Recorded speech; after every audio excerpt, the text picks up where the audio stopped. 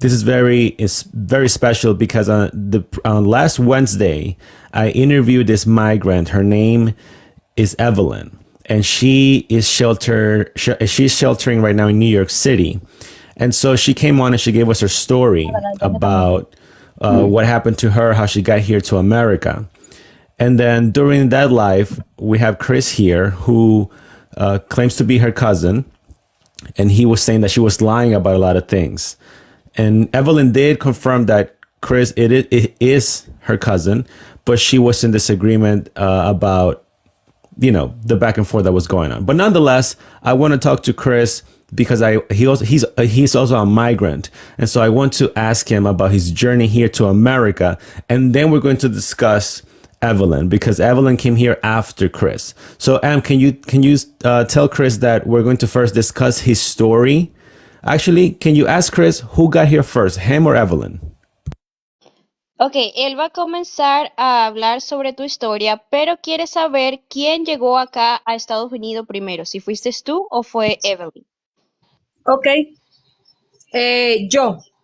Okay, Yo llegué so primero Chris. a Estados Unidos. Okay, so Chris is saying that he was here before Evelyn, so that's very important.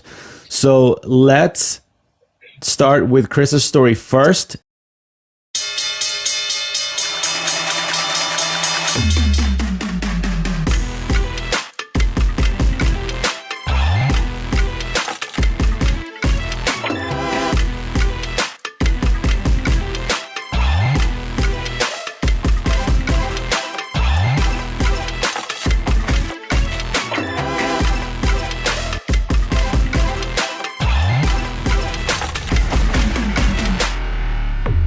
And then we're going to move on to Evelyn. Okay, so let him know that we're going to start with his story first then. Ok, vamos a comenzar contigo primero, ya que tú fuiste el primero en llegar acá a Estados Unidos, y luego vamos a hablar un poco más sobre la historia de cómo Evelyn llegó acá. Okay, perfect. All right, so Chris, what were you doing for work in Venezuela? Ok, Chris, ¿qué hacías tú de trabajo en Venezuela? ¿De qué trabajabas? Normalmente tenía dos profesiones. Una, fui militar de mi país y normalmente en mis tiempos libres trabajaba lo que es latonería y pintura. Soy latonera. Okay, so what was the first job he said? Military. Military. Okay, so Chris worked in the military in Venezuela and also, I believe, painting as well, right? Yeah, like car painting. Like car painting. Okay, like car painting. What part of the military was he in? Like, what kind of ranking? ¿En qué parte de la milicia trabajabas? Yo pertenecía a la circunscripción militar del Estado Vargas. And is that like can you ask, is that like a entry level position or he's been there for a while or? Él quiere saber si esa posición era como principiante o si ya servías por mucho tiempo a No, la en el contingente Alfa 08, en el 2008, presté servicio como militar. Después, en el 2009-10 hasta el 2014, fui cabo primero Antigua. Fui furriel del coronel Siragusa Marco Antonio Francela. ¿Cuántos años prestaste servicio? Normalmente presté 3 años y medio, que son los 36 meses como marinera, y después presté 4 años como cabo primero Antigua. Okay, so he was a Marine for 3 years, Venezuelan Marine for 3 years, and then an additional 4 years, I believe a higher rank, correct, Em? Correct. Correct, okay. A higher. So in the military for a good, like around 7 years. Can you verify that? In the Venezuelan military for around 7 years in total? Estuviste sirviendo a la Marina como por 7 años, ¿correcto? Sí. Okay, perfect. So, so Chris was serving the military in Venezuela and also did a side job of painting cars. Okay, perfect. So then, at what point does Chris get the idea to come to the United States? Who gave him that idea? How did it start? Okay, ¿a qué punto de tu vida tuviste la intención de venir a Estados Unidos o quién te recomendó que era una buena opción venir a Estados Unidos? Bueno, yo salí en el 2018 de mi país, de Venezuela. Cuando pedí la baja no me la quisieron dar, me fui prácticamente desertora, me fui hasta Perú. En Perú duré 4 años y medio y desde Perú fue que tomé la decisión de venirme a los Estados Unidos. Okay, so Chris just said that he asked to be released from the military, but that was denied. So did he like escape to Peru? Yes, that's correct. Okay, so he escaped to Peru from Venezuela because the military wouldn't let him go. Can you ask why did he leave Venezuela to Peru? What was the main reason? Ok, queremos saber cuál fue la razón principal la cual tú tomaste la decisión de salir de Venezuela e ir a Perú. La decisión que me llevó desde Venezuela a salir de mi país, una, por la situación económica y dos, porque no quería seguir prestando más servicio y había metido la baja y nunca me la quisieron dar. Okay, so the two main reasons was because of the situation in the country, the economic situation in the country, and then the other part was that Chris asked for to be released from the military. But can you ask specifically why was the reason why he wanted to be released from the military in Venezuela? Queremos saber cuál era la razón principal de la cual tú querías retirarte de la milicia. No estaba de acuerdo con lo que el gobierno hacía. En muchas cosas no estuve de acuerdo con las marchas que hacían en Caracas y lastimaba a mucha gente inocente y no estaba de acuerdo con eso. Okay, so Chris is saying that he wasn't in agreement with what the government of Venezuela was doing at the time in regards to how he was handling protesters of the opposition side. And because of that, how the government was treating the other side in protests, then Chris decided to just not be a part of that anymore.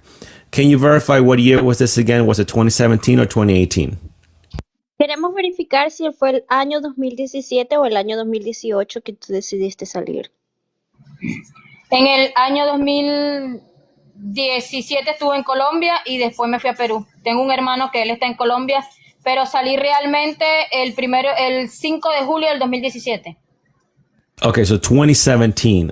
Thank you, Carol, by the way. Okay, so 2017, actually, he went to Colombia first and then Peru. Okay, so why Colombia and then Peru? Why those two countries? Queremos saber por qué tomaste la decisión de ir a Colombia y luego a Perú. Porque tengo un hermano que ya él tiene como 9 años en Colombia y él fue el primero de la familia en salir al extranjero y él se casó con una colombiana y tiene su hijo colombiano y llegamos primero a Colombia para visitarlo y después yo me fui con mi mamá a Perú. Got it. So he has a brother in Colombia that's been residing there for around 9 years.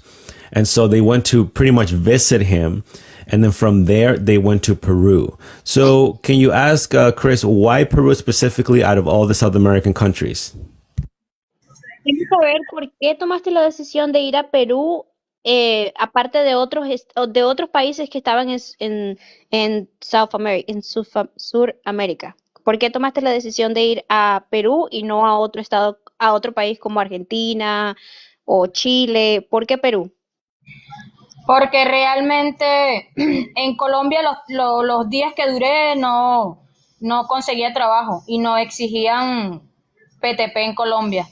En Ecuador no me quise quedar porque, no sé, no lo veía como un país para quedarme. Por eso me fui a Perú. Y en Perú tuve la oportunidad de durar casi 4 años y medio y me fue bien. No voy a decir que me fue mal, pero sí pude obtener allá mi permiso, trabajando igual legal como en cualquier otro país.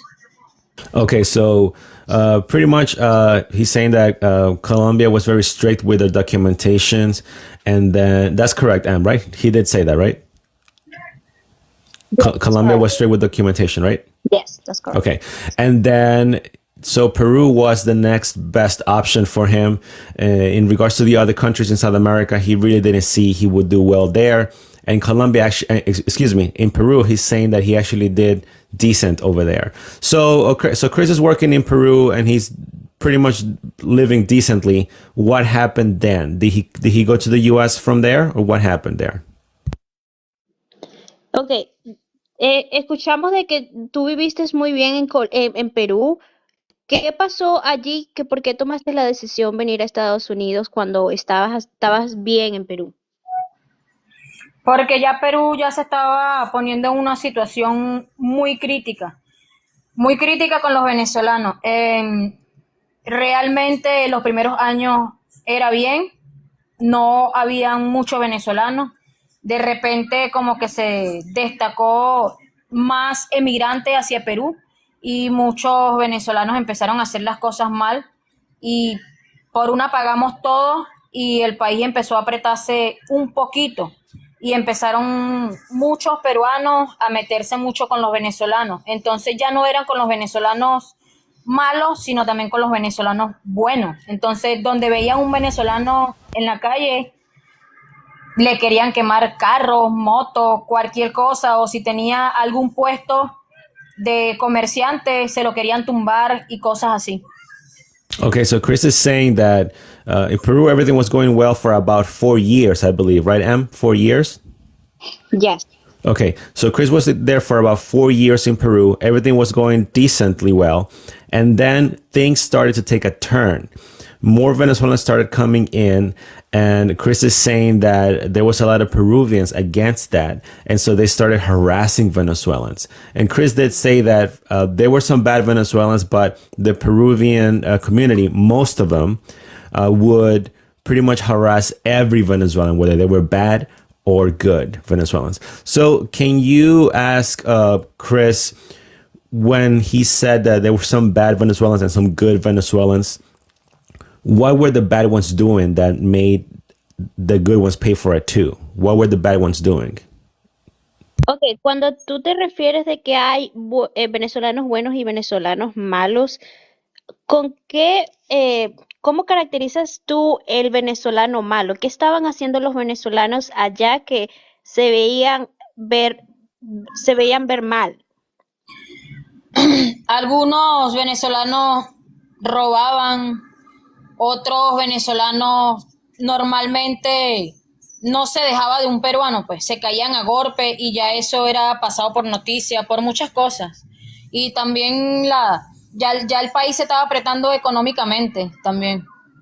Okay, so Chris is saying that the economics of Peru was declining, and at the same time, the bad Venezuelans that were there, they were stealing, or they were also getting into physical. They were getting into physical, physically violent with some Peruvians as well. So things were looking pretty bad, and so that's why the Peruvian community, most of them, would pretty much harass all the Venezuelans, regardless if they were good or bad. That's according to what Chris is telling us. Okay, so then at what point, can you ask, was it from Peru that he started his journey to the U.S., or did he move to another country before that?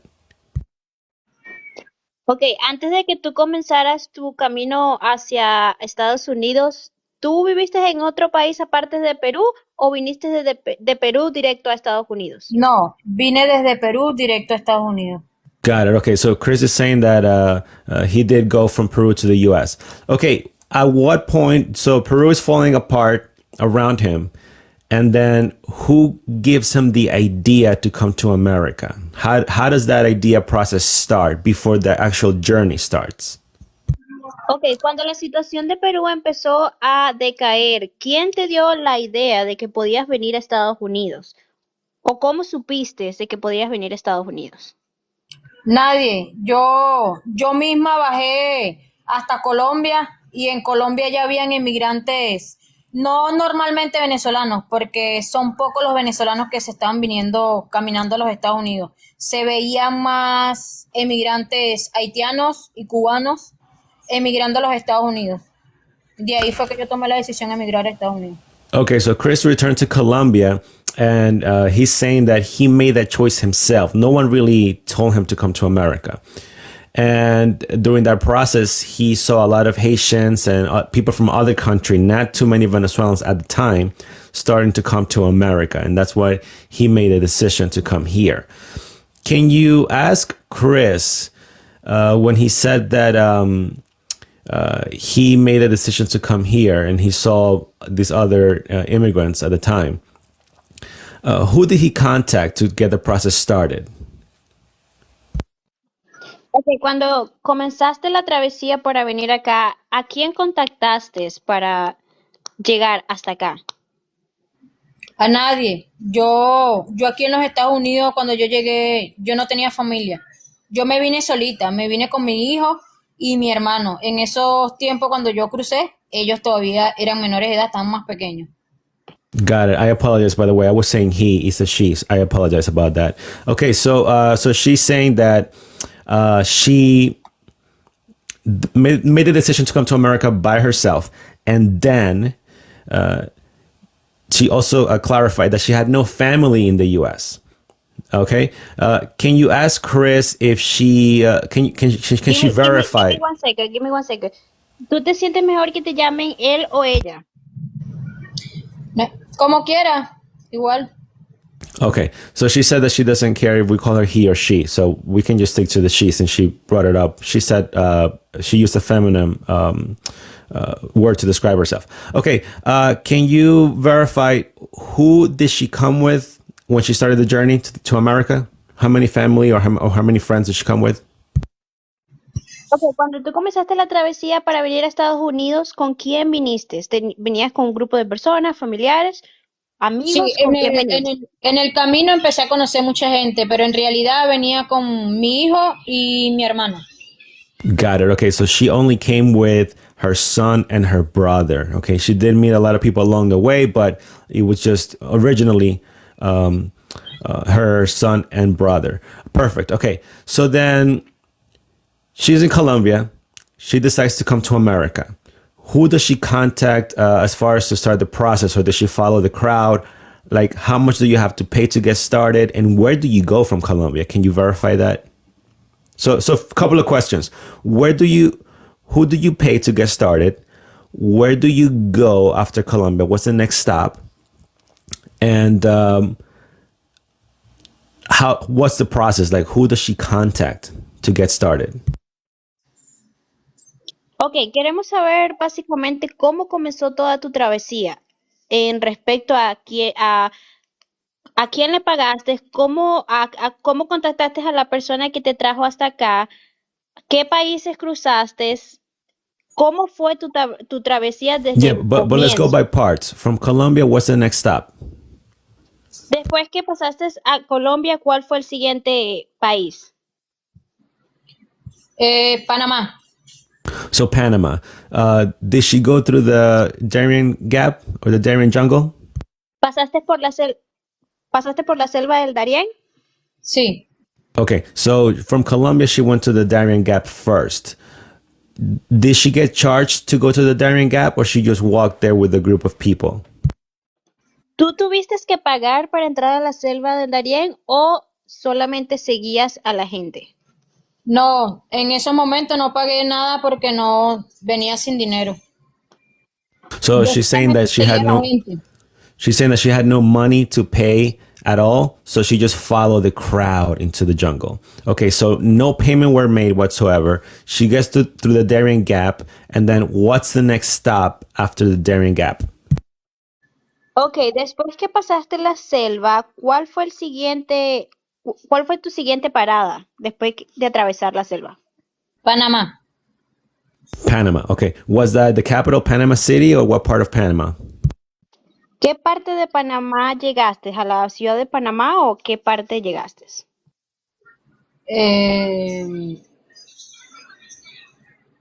No me acuerdo cómo se llama ese pueblito. Creo que se llama, si no me acuerdo, se llama San Luis. Llegué a un pueblo llamado San Luis, que es frontera con Costa Rica. Okay, so the town is called San Luis in Panama, and it's border or close to Costa Rica. Okay, and then from there, she's in San Luis. Do they charge her anything to move on to Costa Rica, or how does she go to Costa Rica? Ok, después que tú llegaste a San Luis, ¿cómo atravesaste la frontera hacia Costa Rica? Por los pueblos. So she's saying she just went through towns.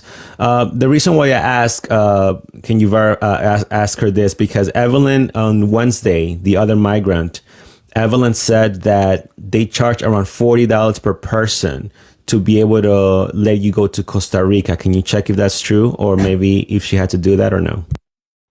Ok, cuando Evelyn estuvo aquí el live pasado, ella dijo que tuvo que pagar $40 y que pasó por la ONU. Normalmente, sí, antes de que uno cruce para Costa Rica, cuando tú cruzas la selva, lo primero que llegas es ahí a la ONU, pero ya después que tú sales, ya tú agarras pista. So can you ask if she also landed in the United? Because she excuse me, guys, my English crowd here. She say yes, she say yes. Chris said yes that you do land in this United Nations section within the town. My question is, can you ask Chris if the United Nations asked for her documents? Ok, cuando tú pasaste por las Naciones Unidas, ¿a ti te pidieron algún documento? ¿A los Estados Unidos? Oh no, the ONU. Panama, the San Luis town. En la ONU, cuando pasaste por la ONU, ¿te pidieron algún documento? Lo que pasa es que en ese momento, cuando yo me crucé, no existía la ONU. Oh, okay, got it. So let's remember, guys, that Ahorita, Chris came way before Evelyn, so there was no United Nations at that time. So then, pretty much, no one asked her for documentation. Can you clarify this? Ok, no estaba la ONU en ese momento cuando tú pasaste, pero no, cuando tú no. cruzaste la frontera, Solamente cuando yo crucé la selva, uno llega a un pueblo creo que es lo último de Panamá, que es un pueblo indígena.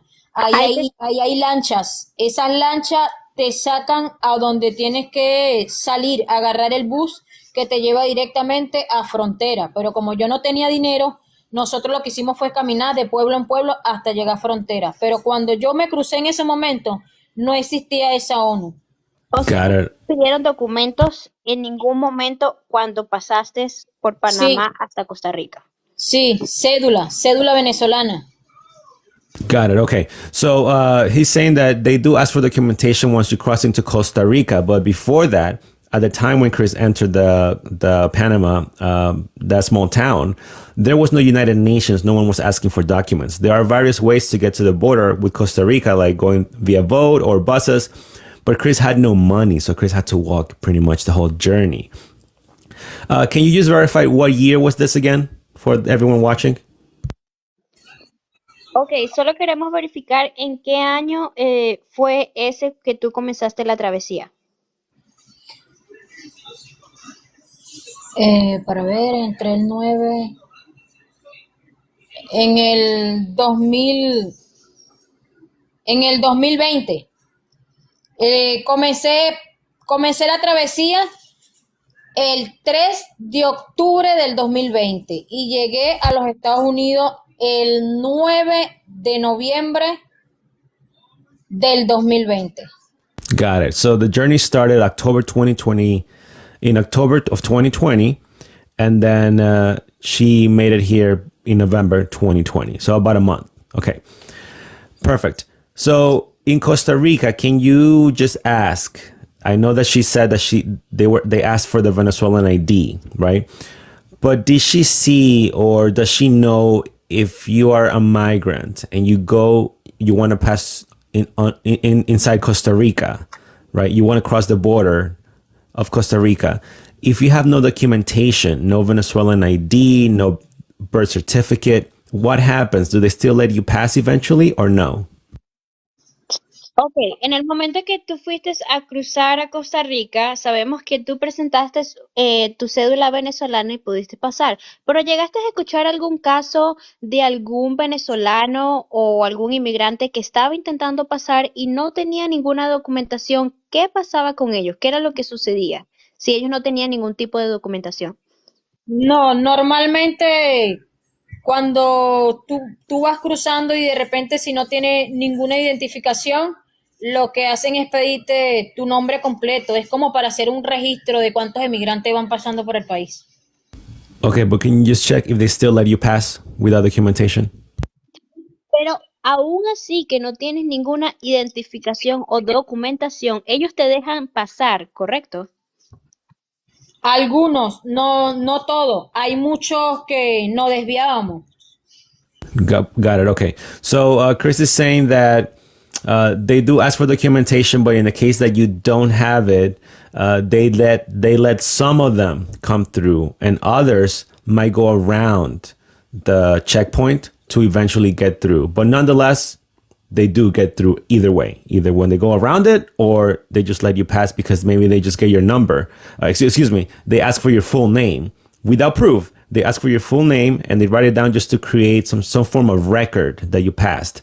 But it cannot always be verified. And that's what I wanted to check. Okay, so inside of Costa Rica, what happens next? Ok, dentro de Costa Rica, ¿qué fue lo que pasó luego? Nada, seguí caminando y pidiendo cola hasta llegar a frontera de Nicaragua. Okay, so Chris, inside Costa Rica, just again, with no money, just keep walking and pretty much hitchhiking her way into Nicaragua. What happens at the Nicaraguan border? Do they ask for documentation or money, or what happens? Ok, luego que ibas caminando todo el trayecto por Costa Rica, ¿qué pasó cuando llegaste a Nicaragua? ¿Te pidieron algún documento o fue igual que cuando cruzaste Costa Rica? Cuando llegué de Costa Rica para cruzarme a Nicaragua, desvié el retén, porque ahí sí estaban devolviendo. What she's saying that in Costa Rica there was there were people that were actually being returned. So what did she do then at that point? Ok, cuando tú viste lo que estaba sucediendo, de que estaban retornando personas, ¿qué fue lo que hiciste? Desviar el retén, la frontera. What does that mean? That she went around? Yes, that's what I Oh, mean. okay. Just were verifying. Okay. So she said that she went around the checkpoint because they were actually returning people at that point. So she was able still to go through. And then she's inside Nicaragua. What happens next? Ok, cuando estás adentro de Nicaragua, ¿qué fue lo que sucedió luego? Empecé a caminar, igual empecé a pedir cola hasta llegar hasta la ciudad. Got it. So continue hitchhiking and pretty much walking till she got to the city. And then what's the next country after that? What's the next border? Ok, ¿cuál es la próxima frontera después que llegaste a la ciudad de Nicaragua? ¿Cuál era el siguiente? Honduras. Honduras. Okay. And then Honduras, did she go through again through the border or she had to go around? Like through the checkpoint or she had to go around? Ok, cuando llegaste a la frontera de Honduras, ¿tú hiciste lo mismo o fuiste a inmigración de Honduras, al borde o también tuviste que desviarte? También tuve que desviarme. Para los tiempos que yo pasé, no te daban un salvaconducto, no te daban nada. Ahorita es muy diferente. Ahorita hay muchas personas que se vienen y van cruzando de país en país y le dan salvaconducto donde puede cruzar todo el país tranquilo. What does salvaconducto mean? It's like a permit, I believe. It's like, can you just ask, verify? I don't know what that means. Ok, queremos saber qué es salvaconducto. Salvaconducto es como si fuera, no es visa humanitaria, pero es algo como un permiso permanente que te permite circular por todo el país, dentro Okay. del país de Honduras. Okay, and is this giving like per country or one country gives you that so you to pass through all Central America? Can you check? Or is it Ok, per country that you una get it? pregunta para muchas personas que no sabemos qué es eso. Queremos saber si eso es válido para el país o es válido para todos los países de Suramérica. No, solamente es válido para el país que estás cruzando. Got it. Okay. All right, guys. So just let me translate here real quick what happened. Okay. So she's saying that at the time she entered 2020, the end of 2020, there was it was a bit more strict than it is now. So she did have to go around the checkpoints to get through each country. However, now you get something that's pretty much like a visa, if you will, or a permit of entry, and you have to get it per country, and they allow you to enter. So they are allowing these migrants to enter through the regular port of entry with this sort of visa, if you will, which is temporarily for you to stay in the country while you move on to the next one and so on. So it's easier to get now than before. That's what Chris is telling us here today. Okay, perfect. What's the next country after that? Ok, ¿cuál es el siguiente país luego de haber cruzado allá? Guatemala. Guatemala is the next country. Okay. And then in Guatemala, the same thing happened. She had to go around too or go through the regular port of entry. Cuando llegaste a Guatemala, ¿fue igual? ¿Tuviste que pasar por la frontera o fuiste desviado? Desviando, pero a la mitad de Guatemala me pararon como 3 veces y me devolvieron como 3 veces. Okay, she's saying that when she was in Guatemala, she actually got returned like 3 times. But returned to where? To which country? Ok, cuando te devolvieron 3 veces, cuando tú dices que te devolvieron 3 veces, ¿a qué te refieres? ¿A dónde te devolvieron? ¿Afuera del país o dentro del país? A frontera con Honduras. Got it. So they returned her to the border of Honduras. And then she managed to come back, and then this happened 3 times. So how did she make it through if they kept returning her to Honduras? Ok, ¿cómo lograste pasar si ya tenías 3 intentos?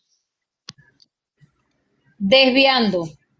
Ya por lo menos sabía las 3 veces donde me devolvieron, desviaba.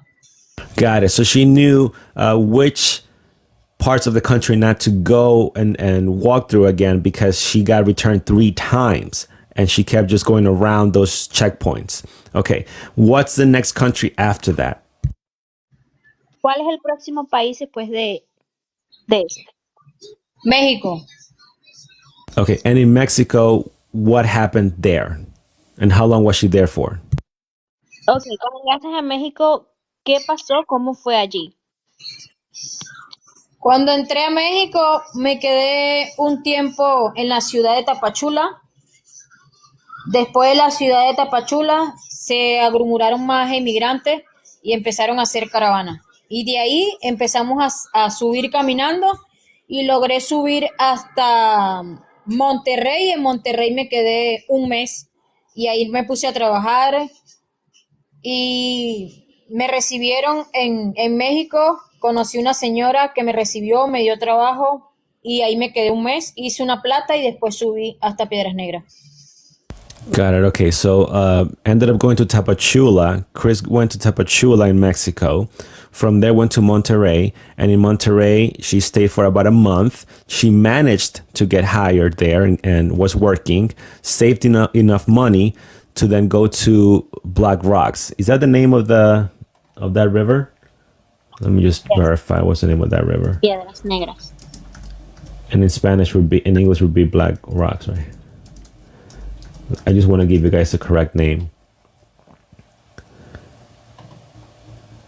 Yeah, it is Black River, Arizona. Okay, correct. So Chris went to Monterrey, was there for a month working, saved enough money to go to Black River. What happened at Black River? Ok, cuando llegaste a Piedras Negras, ¿qué sucedió en Piedras Negras? Ahí me quedé en una plaza como 2 días aproximadamente. También conocí una persona, me dio al ojo, porque en los días que estaba por ahí había mucha migración. Y si te veían, te echaban para atrás hasta Tapachula.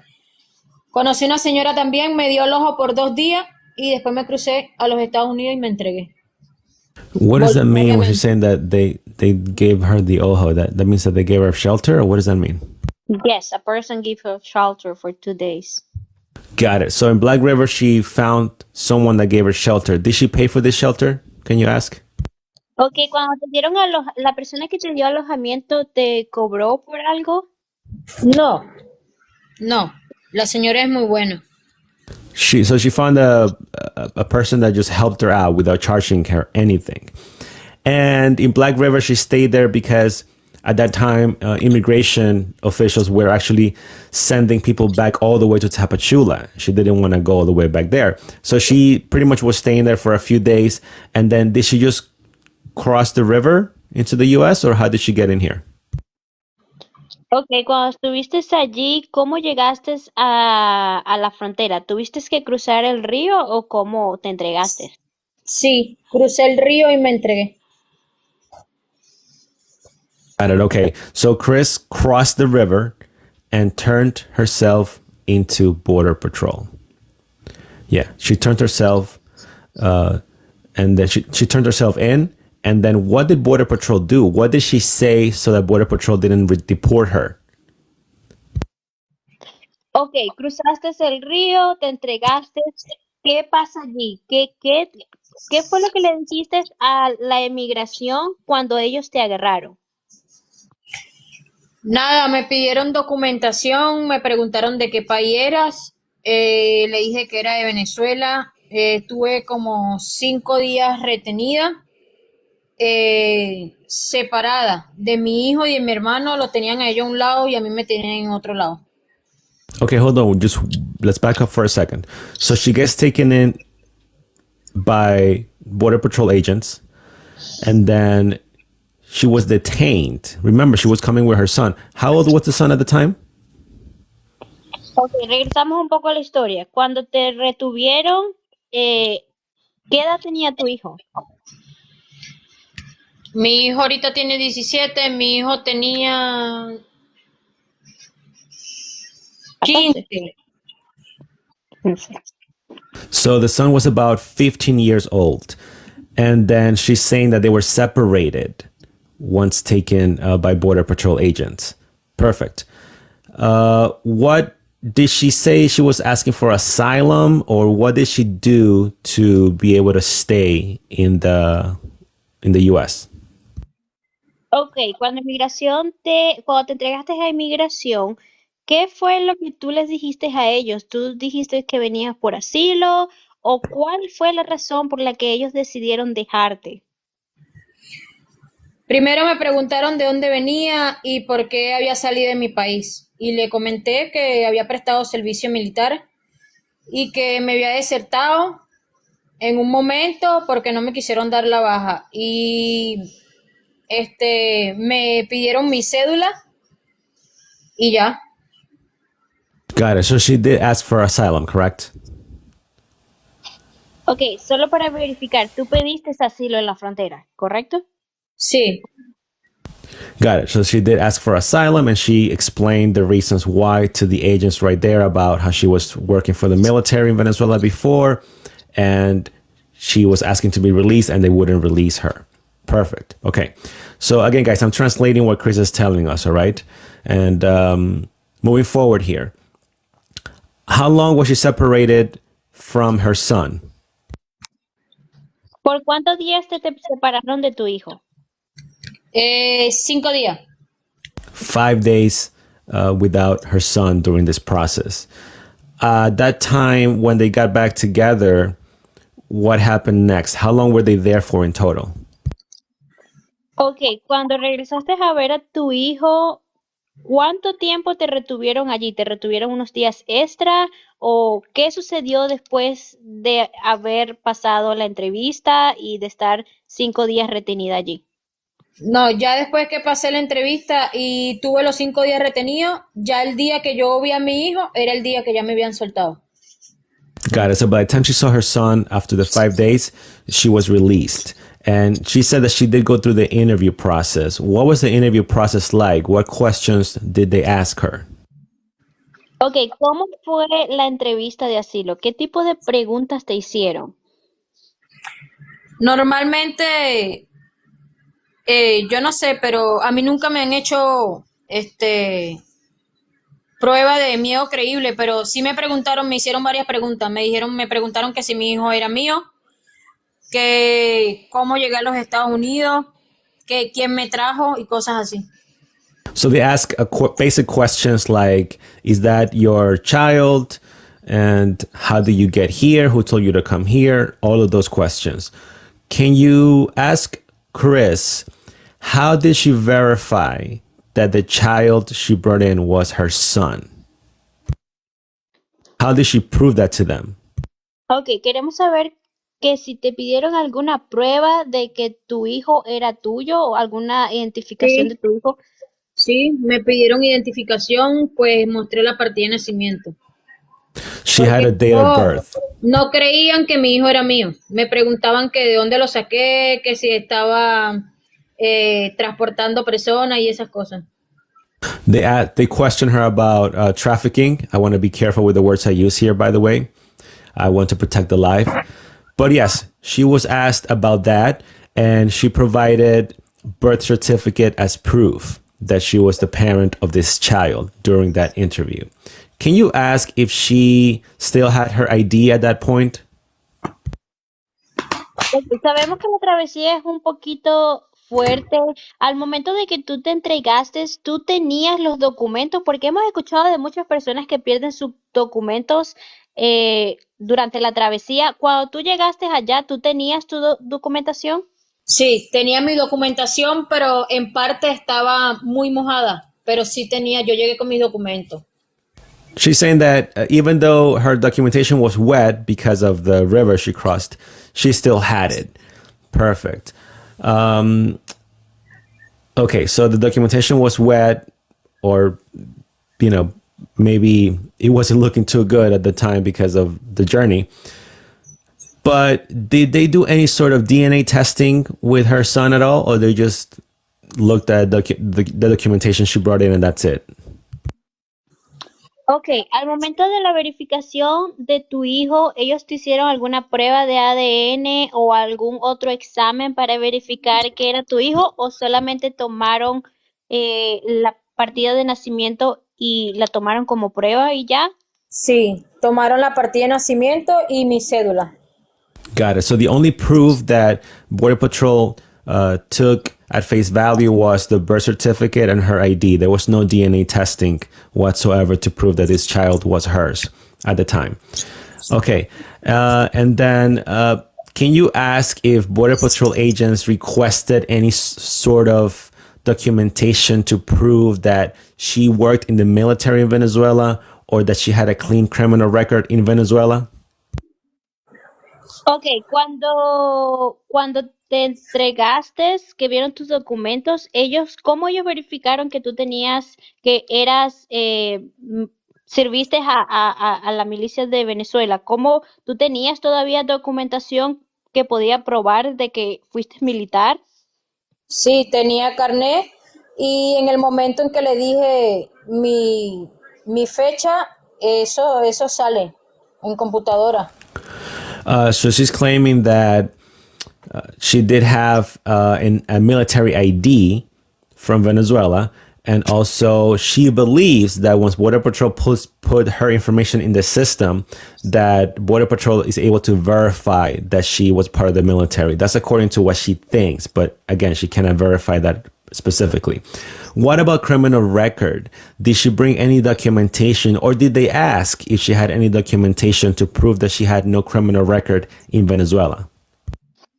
Ok, ya entendemos de que tenías tu identificación y que tenías tu identificación militar. Queremos saber si tú traías algún tipo de récord criminal que tú pudieras probar como antecedentes penales o algo así que tú podrías verificar con ellos de que no tenías nada. ¿No No, traías ese tipo de documentación? no, Did yo they ask for it? nunca he Te, estado pre- te preguntaron por si tenías tus antecedentes penales contigo o no. Sí, sí me preguntaron que si tenía antecedentes y me metieron en computadora. Me metieron en computadora con mi nombre, con mi fecha, con todo. Okay, so Border Patrol asked her about her criminal record documents, but she had none. So she's saying that they just put her in the computer system, and that's pretty much it. So there was no verification of criminal record history. And once again, she didn't bring it, so it was not able to be verified by Border Patrol, but she was still able to come into the US. Okay, what happened next? She was released.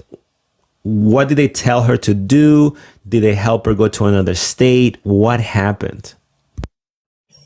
Ok, luego de que pasó todo eso, que verificaron tu hijo, verificaron tu identidad, ¿qué pasa luego? ¿Qué fue lo que sucedió? ¿Te ayudaron a llevarte a algún refugio o te mandaron a otro estado? ¿Qué fue lo que sucedió luego?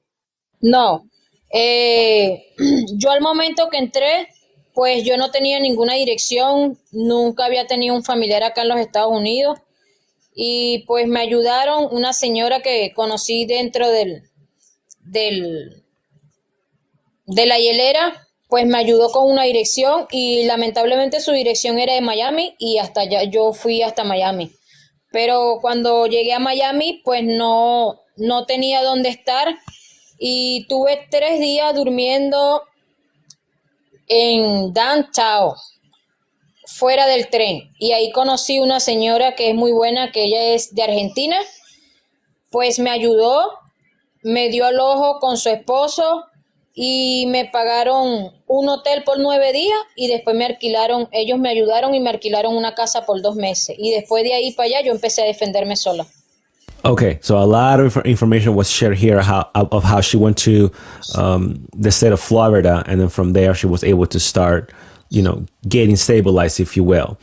But before we get into that, she mentioned something called the ice box or something when she was being held by Border Patrol.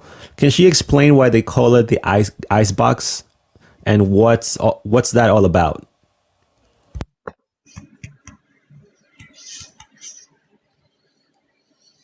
You are in mute. You got to unmute your microphone. No, sorry. Ok, cuando estabas contando qué sucedió luego de que saliste, tú mencionaste algo sobre la hielera. Queremos saber qué es eso, a qué te refieres con la hielera. Eso es donde llegan todos los emigrantes, donde pasan los emigrantes, donde te retienen por varios días. Todo depende. No todos tenemos no todos tenemos la misma suerte. Yo tuve 5 días retenida, pero prácticamente los 5 días que tuve retenida era eso, que al principio no creían que mi hijo era mío y pensaban que estaba traficando personas o que tenía récord de antecedentes penales. Okay, so she's saying that some migrants end up in this section that they called the ice box or the freezer, if you will. And in this freezer, some are held because they are unsure, according to what she's saying. In her case particularly, they were not sure if that child was hers. They were not sure if she had criminal records. So they were sort of suspecting that there was something else going on there. So she was in this freezer for 5 days. But why do they call it the freezer specifically? Can she give us details? I can imagine that it's cold in there, but can she give us details as to what it looks like, around what temperature, etc.? Ok, entendemos de que les dicen la hielera, pero no entendemos el por qué. ¿Por qué le dicen la hielera? Si podrías describir un poco de por qué le dicen la hielera. Porque es frío y las personas que se cruzan de México a los Estados Unidos, uno tiene que pasar por un río y puedes pasar a cualquier hora, a las 7 de la noche, 8 de la noche, 2 de la mañana, 3 de la mañana y no hay cómo cambiarte. Una vez que te cruzas, no hay cómo cambiarte, no hay cómo quitarte la ropa mojada, te quitan todas las pertenencias y quedas solo con lo que te has puesto. Y le llamamos la hielera. Bueno, ese apodo se lo pusimos nosotros los venezolanos, la hielera, porque hace mucho frío y como el río es frío y te cruzas a cualquier hora, prácticamente duras hasta 2-3 días mojado hasta que la ropa se te seque encima. Okay, so it's very cold in this section that they call the freezer, and mainly it's because the place is already cold to begin with, and then since they go through the river and they're wet, they have no chance to change into dry clothing. Remember, they're coming with nothing at that point. So again, guys, I'm translating, okay? I'm not saying that I agree with this. I'm just telling you what Chris is saying here. So Chris is saying that they get wet and then they go into this section that's cold, no chance to get dry clothing, and that's why they're freezing in there, and they call it the freezer. Okay, so from there, she's reunited with her son. And did she say it was another person also? Was it her brother, or who was it again? Era Can you ask? tu hijo y tu hermano, ¿verdad? Sí. Got it. So 3 people, brother, son, and Chris herself. Okay, perfect. So from there, did the government provide her with any sort of money or any ticket to go anywhere? Did they help her at all, or they just released her onto the streets? Ok, luego de que pasen los 5 días y te dejan ir, el gobierno te ayuda con algún ticket de avión o te ayuda en algún lugar que puedas ir o ¿qué sucede? ¿Solamente te dejan ir y ya? Solamente te dejan ir. Las personas que entran con dinero pues pagan su pasaje y los que no esperan por ahí. Pero yo conocí una señora que es la argentina que te estoy diciendo, pues yo no tenía pasaje y no podía montarme en un avión. Pues llegué a San Antonio y en San Antonio me quedé lo que le llaman una iglesia. How Pues did she's saying that she went to San Antonio. How did she get to San Antonio? Walking or via bus? ¿Cómo llegaste a San Antonio? ¿Por bus o caminando? no, la hielera te pone un autobús hasta la iglesia, que queda como a 3 horas separado de ahí. Is this a government bus? ¿Ese bus es del gobierno? Realmente no te sé decir, me imagino que sí, porque ahí es donde que como esa iglesia queda a 3 horas, es como prácticamente ya otro estado y te sacan fuera de la frontera. Okay, so she's saying that when she was released by Border Patrol with her brother and her son, they were put on. They got inside the bus. She thinks this bus is a government bus, and then she was taken to San Antonio to a church. Okay, but can you verify? Again, guys, Chris entered the U.S. back at the end of 2020, so about 3 years ago. Can you ask Chris, did the government at the time give her any money whatsoever besides the bus?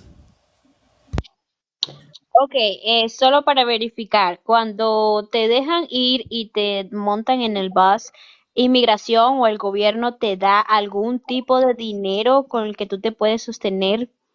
No, She said no.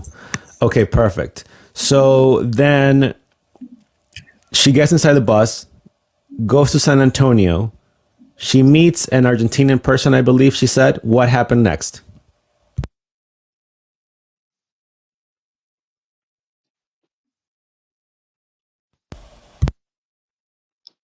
Ok, cuando estás en San Antonio, ¿qué pasa luego? cuando estoy en San Antonio, pues ahí me quedé 3 días.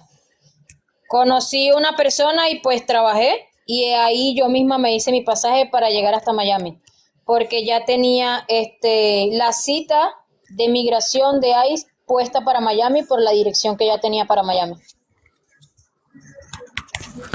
Got it. So she worked, correct? Yes, that's correct. Okay, so she worked there and then saved enough to get to Miami. Correct. Then in Miami, she had her court case in Miami. I wonder why. Can you ask why she had the court case in Miami? That's interesting. Ok, trabajas los 3 días, compras el pasaje, hiciste el pasaje, llegaste a Miami, pero queremos saber por qué te dan fecha de corte. ¿Cuándo fue tu fecha de corte? No, a mí no me dieron fecha de corte, me dieron presentarme a migración. Cuando me soltaron me dijeron, apenas llegue a Miami tienes que presentarte a ICE, a migración. Es como para saber de que ya tú estás en ese estado. Y cuando a mí me sueltan con grillete.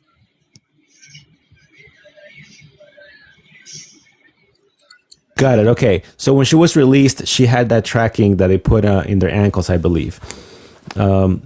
So she gets to Miami, And then what happens next? She says she was homeless there for like 3 days or so, or like about a week. Ok, cuando llegas a Miami, tú dices que estuviste unos días durmiendo afuera. Sí, yo no realmente no conocía nada y llegué después que me bajé del aeropuerto. El aeropuerto tiene metro y pues me quedé en una de las estaciones y casualmente en la estación en la que me quedé se llamaba Downtown. Okay, so she was at a downtown station, train station or light rail, and she was there for about a few days. How did she get out of that situation? What happened? She was with her son and her brother. How did they end up living somewhere? Ok, cuando fuiste a Miami, fuiste con tu hijo y tu hermano, ¿verdad? Sí, ¿Cómo saliste de esta situación cuando estabas en la calle sin... Ay, yo sé que mencionaste algo de alguna persona que te ayudó, ¿correcto? sí, una señora argentina. Got it. Okay. Just for clarification, when she got to Miami, that was via bus, right? And she paid her ticket there with her family? Cuando tú llegaste a Miami, tú pagaste, ¿verdad? Ese pasaje desde San Antonio a Miami, ¿correcto? Sí, That was plane or bus? ¿Fuiste en bus o en avión? no, en avión. Okay, okay, correction. So that was by plane. Okay, via plane to Miami. Perfect. Then in Miami, she meets this person, that Argentinian person. Thank you, Freedom, by the way. I appreciate you as well. She meets this Argentinian person that helps her. How did the Argentinian help her? Ok, cuando estabas en Miami conociste a esta persona de Argentina. ¿Cómo esa persona te ayudó? Explícanos. Realmente la señora, ella tiene una organización de fines sin lucro llamada Hermanos de la Calle. Y justamente en la estación donde me quedé, donde me quedaba, habían muchos, ¿qué se le puede decir? Muchas personas de la calle y las personas de la calle dormían en esa plaza y la señora casualmente siempre pasaba todos los días por la mañana repartiendo comida con un grupo de su organización. El grupo de la señora, ella se llama Malena, no recuerdo su apellido. Ella tiene una organización de fines sin lucro para ayudar a personas que viven en las calles, para ayudar a las personas que consumen en las calles. Y justamente nosotros nos quedamos en esa plaza. Y la señora pasó un día en la mañana y nos ofreció comida y nos vio acostado ahí en esa plaza. Y nos preguntó, porque nos vio muy joven y vio 2 menores de edad, nos preguntó que de dónde veníamos. Y le dije que éramos venezolanos y que estábamos ahí porque no teníamos un hogar donde estar. Okay, so long story short, this lady owns or works directly with a nonprofit organization that helps homeless people. And so she came across these 3 migrants. 2 of them she mentioned were underage, her son and I'm guessing her brother. Can you ask how old was her brother at the time that they were underage? Ok, solo queremos verificar qué edad tenía tu hermano en ese momento. 17. 17, so he was underage. Okay, so this lady encounters 2 underage and 1 adult homeless. And she belongs to a nonprofit and helps them, gives them food. And how does she get them out of the streets? What does she do? Brings them to a facility or where does she go from there? Ok, ¿cómo los saca ella fuera de las calles? ¿Qué fue lo que hizo? ¿Los llevó a su casa? ¿Los llevó a la organización? Primero nos preguntó que de dónde éramos y que si quería que nosotros aceptáramos su ayuda. Got it. So the lady asked them if they wanted to take her help. Quick question for Chris from the chat. Was she promised any help by the government at all? Either before she entered or when she entered the US? Did she get any messaging from anyone that the government will help her here? Ok, cuando llegaste aquí en Estados Unidos, es una pregunta de los comentarios, que Either si before promet- or after, did anybody from the government, or did she get any messaging from the government that told her she was going to get help by the government? ok, antes o después que ya estabas aquí dentro de los Estados Unidos, ¿te prometieron alguna ayuda de gobierno? No, ¿O habías She escuchado, cuando estabas afuera, habías escuchado que el gobierno estaba ayudando a inmigrantes? no, tampoco había escuchado nada de eso.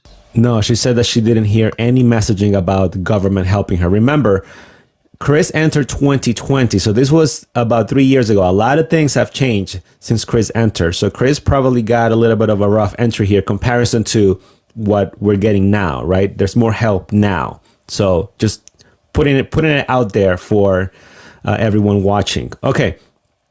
So then the lady asked if they want to, the nonprofit lady asked them if they want to accept her help. What does Chris do at that moment?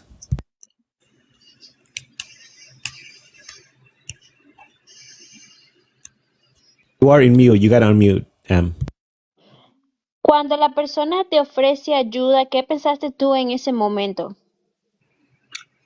Pensé muchas cosas porque no conocía realmente a la persona, no sabía si era buena o era mala o con qué intenciones. Acepté la ayuda porque me dijo, tengo una organización de fines sin lucros y ayudo a las personas de la calle. Y acepté la ayuda también porque en el tiempo que yo llegué ya era un tiempo de mucho frío. Got it. Okay. So she was pretty skeptical, if you will, of accepting the help from a stranger. But being that the lady said she worked for a nonprofit and under her situation at the time with her family, she accepted the help. Okay. Once she accepts the help, what happens next? Where does she take her? Where does the lady take her and her family? Ok, cuando aceptaste la ayuda, ¿para dónde te llevó la señora? Realmente la señora primero nos hizo un video, nos entrevistó con su esposo y nos preguntó cómo fue la travesía, qué tiempo duramos para llegar aquí. Y pues ella lo subió a sus redes sociales, a su Instagram, y eso se hizo un poco viral. Y pues personas de afuera empezaron a mandar donaciones y pues me ayudó. Okay. So the lady recorded Chris and her two underage family members, the brother and the son, making a video pretty much sharing their journey.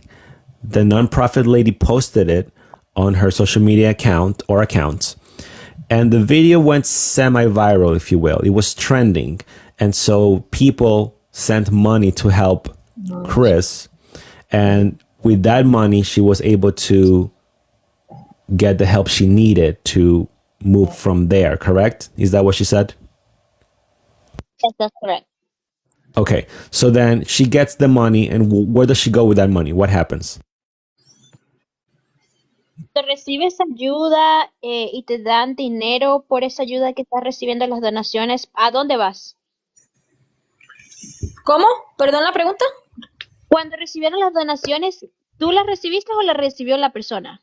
No, las donaciones las recibíamos nosotros directamente. La persona no nos ayudaba con dinero, pero sí nos ayudaban con ropa, zapatos,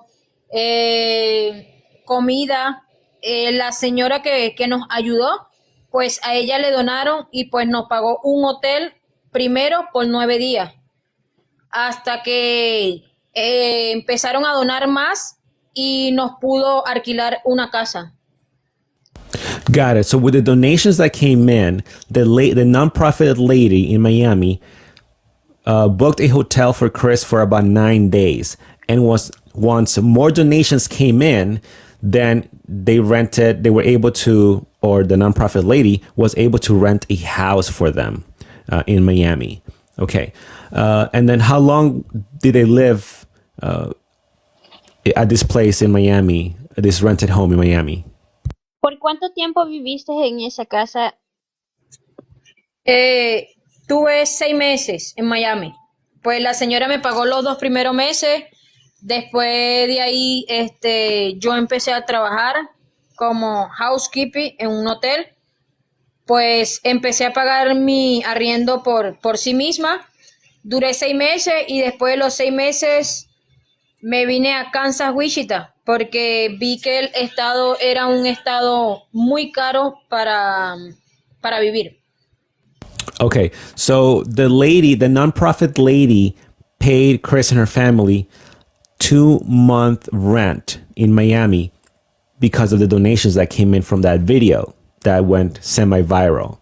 Okay, but Chris from there got a job as a housekeeping person and was able to afford the rent for the next few months. So in total, will be 6 months living there in Miami, and from there she went to Arkansas.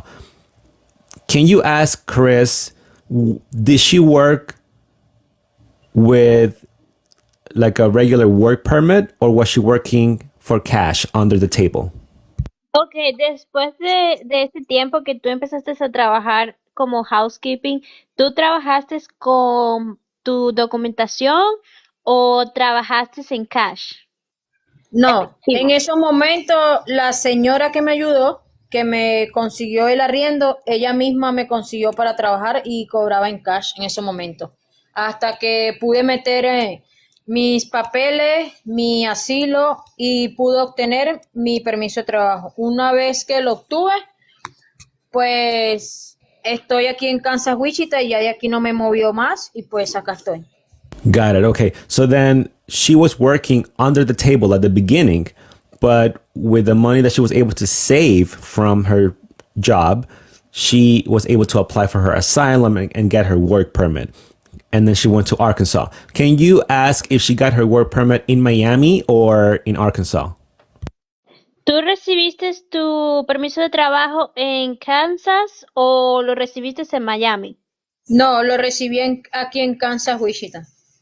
Got it. So her documentation, she got it in Arkansas. Okay. So working under the table in Miami for a little while, saved enough money and went to Arkansas because this state was cheaper than Florida. Can you just double check that she went to Arkansas because the living cost in Arkansas is much cheaper?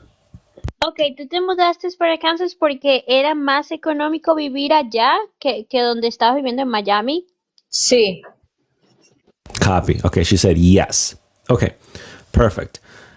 So at this point, can you verify with her, did the government help her at all, either in Florida or in Arkansas? Because she had two underage kids. No, let me ask that again because she was talking over me. Did the government help Chris at all, either in Florida or in Arkansas, because she had two underage kids? Ok, ¿el gobierno te llegó a ayudar cuando estabas en Miami o en Kansas en algún momento porque tienes a un niño menor de edad? Two underage. Porque No, tienes dos niños menores de edad. no. Realmente, yo cuando estaba en Miami, la persona que me ayudó es la señora argentina y realmente tampoco tuve la intención de que el gobierno me ayudara porque no tuve ninguna intención de ser una carga para el gobierno. Got it. Okay, so she's saying no. The answer was no. She got help from the nonprofit lady, and at the same time, she never had an intention of getting help from the government. That was not her intention to come here, and so she did not get assistance from the government, according to what Chris is telling us. Okay, now in Arkansas, where does she go? Like, did she rent before coming here? Well, coming there to Arkansas? Or how does that process work for her? How does that happen? Like, where does she go? Because she Ok, had no family. ¿cómo funcionó eso de que te moviste para Kansas y no tenías ningún familiar o tenías a alguien que te recibiera o ya habías rentado antes de llegar? ¿Cómo llegaste allá? Cuando llegué aquí a Kansas, Wichita, ya aquí había un amigo que ya él se había cruzado a los Estados Unidos y él es de mi barrio, o sea, de mi ciudad, de Venezuela, de donde yo vivo. y pues yo viví en Miami los 6 meses y a través de los 6 meses me fui informando y como ya él estaba aquí en Kansas, le pregunté que cómo era Kansas, Wichita, que si era un estado bueno para vivir, que si era un estado para buscar trabajo o si era un estado para poder meter mis documentos legales. Got it. Okay. So while she was living in Florida, a friend of hers from Venezuela made it to the US, moved to Arkansas, and I guess they were in communication. And so from there, that's how she got the idea to go to Arkansas and move there because her friend was already there. And so he gave her the information that it was better to go there instead of where she was living in Florida. Perfect. So then she moved in with her family, her son and brother, and the friend. Ok, entonces tú te mudaste con tu hijo, tu hermano, te mudaste con tu amigo. Sí, cuando yo llegué acá donde mi amigo, ya yo tenía el dinero para arrendarme. Solo duré 3 días en su casa y pues me arrendé aparte, me independicé rápido. Got it. So she only when she went to Arkansas, she already had the money saved to move. She just stayed with her friend for about 3 days, and then from there she rented her own spot with her and her family. Then what kind of job did she get over there in Arkansas? Ok, cuando llegaste allá, ¿qué tipo de trabajo tuviste que hacer? Trabajar construcción, la pintura, trabajar el roofing, cosas Got así. got it. Cosas Okay, so she was working originally construction, like roofing and stuff like that. Perfect. Okay, so then que vayas acompañada algún momentito. from there, is she still doing the same job right now, or no? Em, you are on mute. You got to unmute. ¿Todavía sigues teniendo el mismo tipo de trabajo o no? ¿Cómo? ¿Todavía sigues teniendo el mismo tipo de trabajo o tienes otro tipo de trabajo ahorita? Sí, yo realmente yo trabajo con el tiempo, lo que salga. Ahorita no estoy trabajando el roofing porque estamos en tiempo frío. Trabajo en un McDonald's y trabajo medio tiempo y mi otro medio tiempo trabajo como Uber, como cualquier cosa, lo que salga. Got it. So right now she's not doing construction because the winter weather right now, but she is working in McDonald's as a part timer, and she's also doing Uber. And so basically, she's trying to find anything she can to just continue producing income. Perfect. Okay. So she's here. Her son is here. Her brother is here. They have their own place, and she's working. Okay. Thus far, she said she has not received any help from the government, and that was not her intention. Again, I'm just repeating what she's saying. What happens next as far as her family in Venezuela? Does she tell other family members, "Hey, I'm here. Maybe you should come here"? How does Evelyn come into the picture at this point? Ok, ya que pasamos por todo el recorrido de tu historia de cómo llegaste hasta acá, ya que estás acá, estás trabajando, estás rentada, ¿qué pasó con tu familia? ¿Cómo llega la historia de tu prima acá? ¿Tú alguna vez estuviste en contacto con tu familia y le dijiste que estabas muy bien, que se viniera? ¿Cómo fue todo? No, realmente con contacto con mi familia en Venezuela, pues sí tuve, pero nunca le dije que se vinieran porque al principio soy muy honesta. Cualquiera me puede preguntar o me puede decir cómo son los Estados Unidos y yo no les voy a mentir, soy muy sincera. Es muy difícil conseguir trabajo sin papeles, es muy difícil arrendarte una casa sin papeles, es muy difícil que obtengas por tan rápido un permiso de trabajo.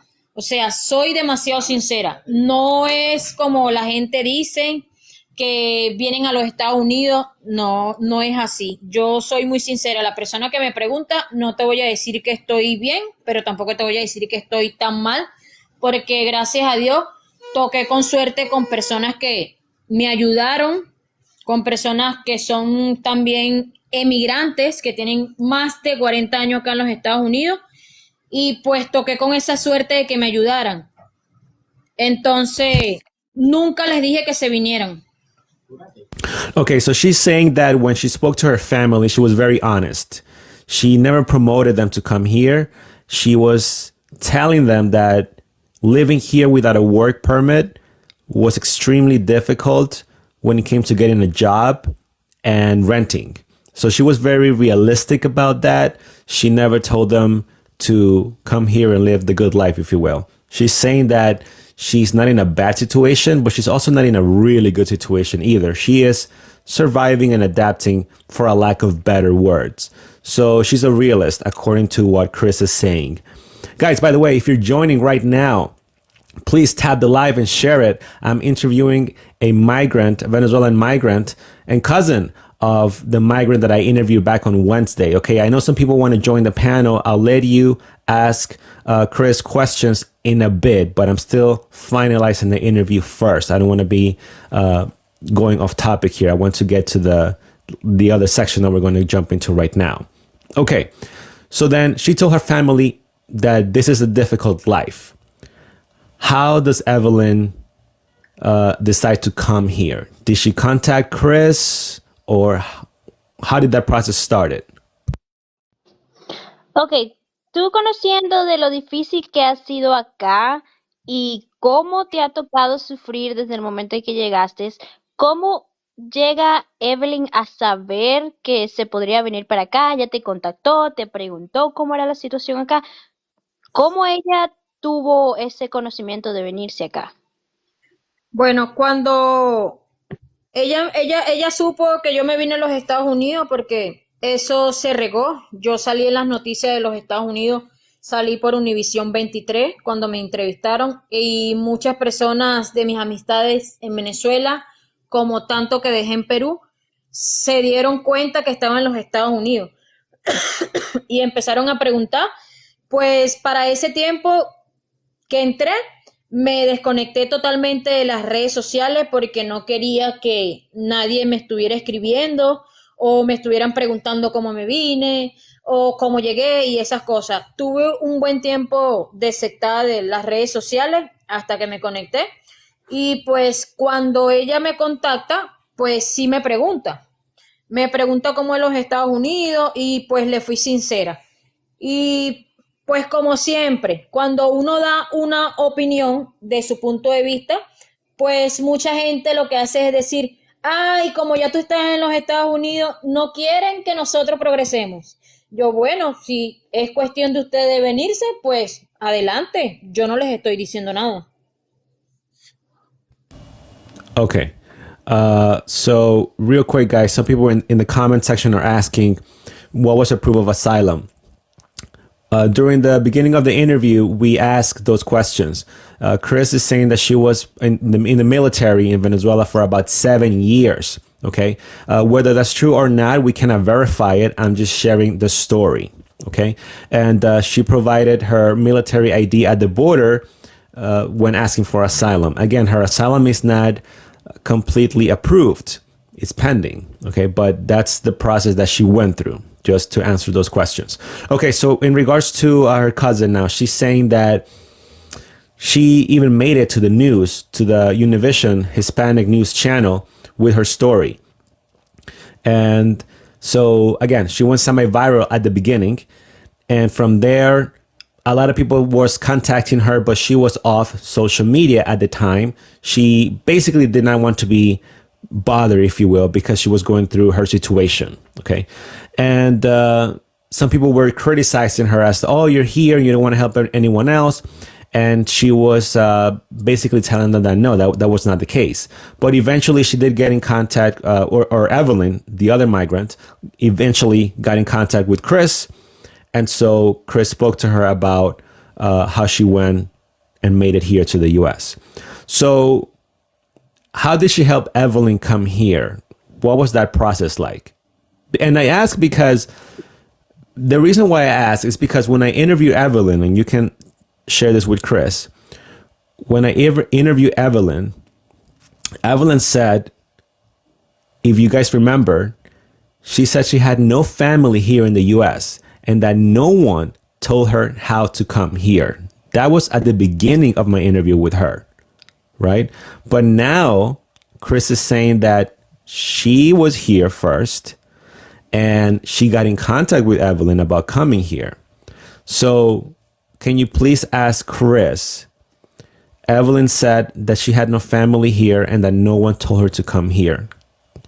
Can you ask Chris, how did she help Evelyn come here?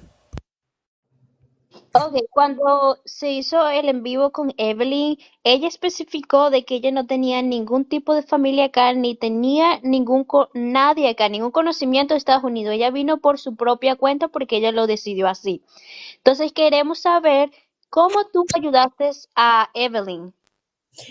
No, yo no la ayudé ni con dinero ni nada, porque en realidad, como te digo, yo me deserté un buen tiempo de las redes sociales porque no quería que parte de mi familia o parte de conocidos me estuviera preguntando de cómo llegué acá a los Estados Unidos.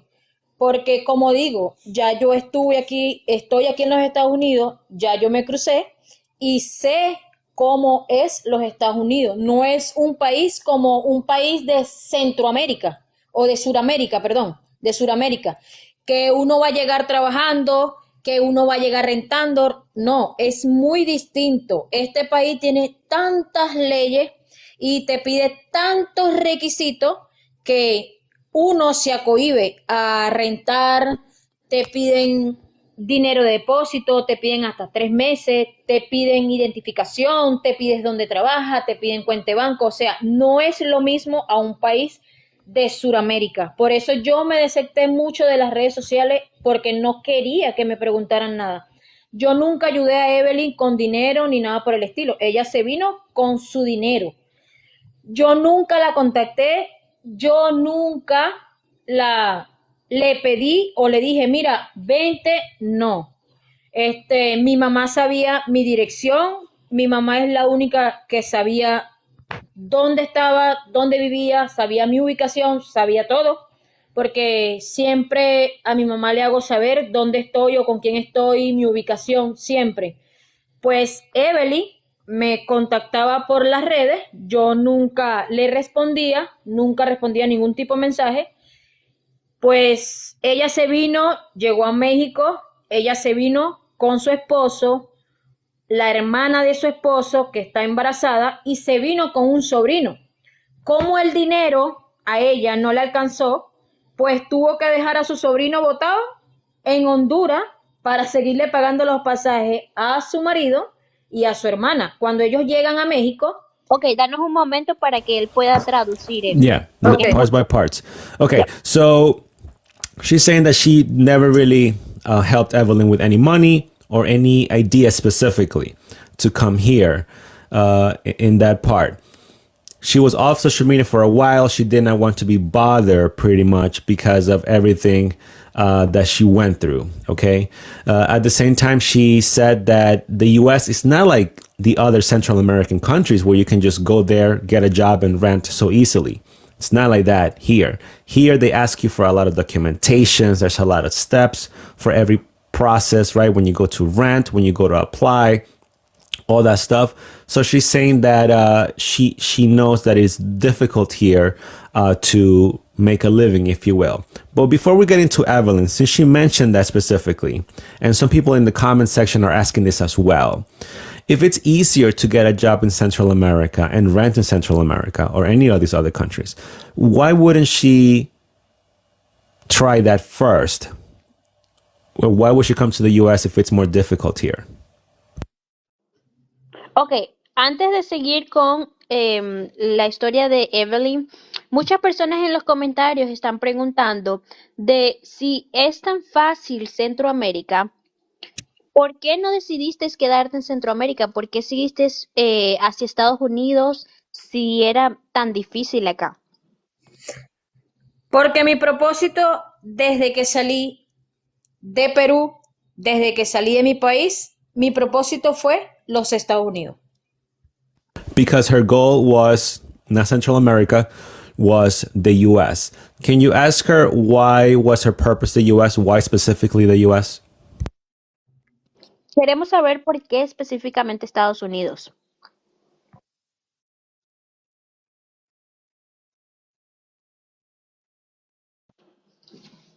Chris? Específicamente Estados Unidos porque quería conocer Estados Unidos, quería saber cómo era Estados Unidos y como mi propósito fue llegar a los Estados Unidos, nunca tuve intención de quedarme en otro país, sino llegar hasta los Estados Unidos. So her specific answer was that she wanted to know or be in the US and try it. That's pretty much it, if you will. Okay, so moving along. She said that Evelyn started her process. Did Evelyn, the other migrant, which is her cousin, for those that joined right now, did Evelyn, the Venezuelan migrant, did she ask Chris for any advice during or before the journey started? Ok, seguimos con la historia de Evelyn. Cuando ella iba a comenzar su travesía, ¿en algún momento ella te pidió un consejo o alguna información o algo? Sí, en varias oportunidades me preguntó cómo hacía para pasar por la selva y pues le fui muy sincera, le dije, no es fácil, pero tampoco es difícil. Se puede ver de todo se puede ver ahí, pero yo te recomiendo que mejor no te cruces por ahí y te saques pasaporte, pidas una visa humanitaria y puedas viajar mejor, porque ya yo pasé por ahí, ya yo lo viví. Copy. So just to clarify from the previous point or section we were talking about, she did assist Evelyn with some advice to come here because Evelyn asked her, the other migrant, the Venezuelan migrant, she asked Chris, her cousin, how to get by, how to pass the jungle, all of these questions in regards to that. And so Chris did tell her that it was difficult. She gave her the pros and cons, if you will, but she advised for Evelyn to get some form of humanitarian visa or something similar to that where she can pass through Central America in an easier manner. Okay, so then that was a communication. But did Evelyn or did she offer for Evelyn to come to Arkansas originally? So did she say, hey, Evelyn, don't worry, just get through. And once you get to the US, just come here where I am. Is that how that conversation went?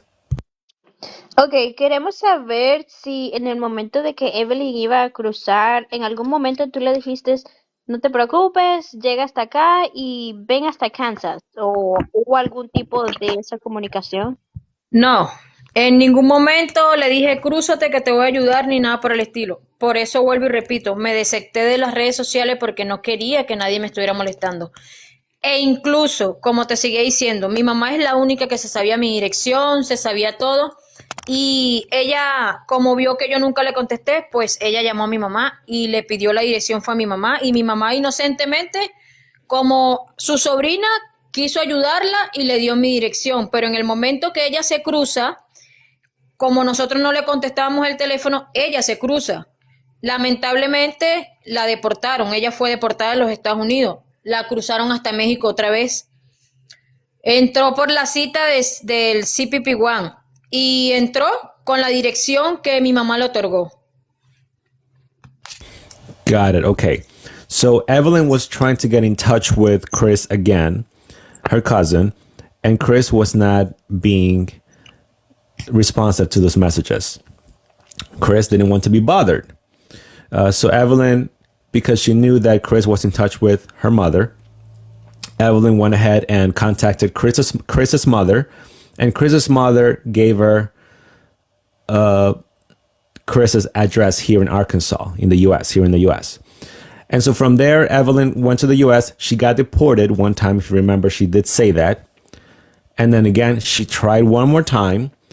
and she used Chris's U.S. address to be able to say that she had somewhere to stay here. Okay. And then from there, Evelyn passed with her family, which was her boyfriend, herself, and can you verify, because she said, Chris said that it was Evelyn's sister, but Evelyn said that it was her sister-in-law. Can you verify which one it was? Sister or sister-in-law? Ok, Evelyn estaba con su hermana o con su cuñada. Evelyn estaba con su cuñada, que es hermana del marido, y estaba con su sobrino, el que dejó botado en Honduras, pero realmente se cruzó a los Estados Unidos con su cuñada y su hermano, y dejaron solamente a su hermano, a su marido y a la cuñada, y a ella sola la pasaron para México, la deportaron. Got it. Okay. So eventually, long story short, Evelyn did make it through the U.S. with her boyfriend and her sister-in-law. Okay. So Evelyn is released from Border Patrol. Did she go directly to Chris's home in Arkansas? Ok, cuando liberan a Evelyn, ¿ella va directamente a Kansas o a dónde va?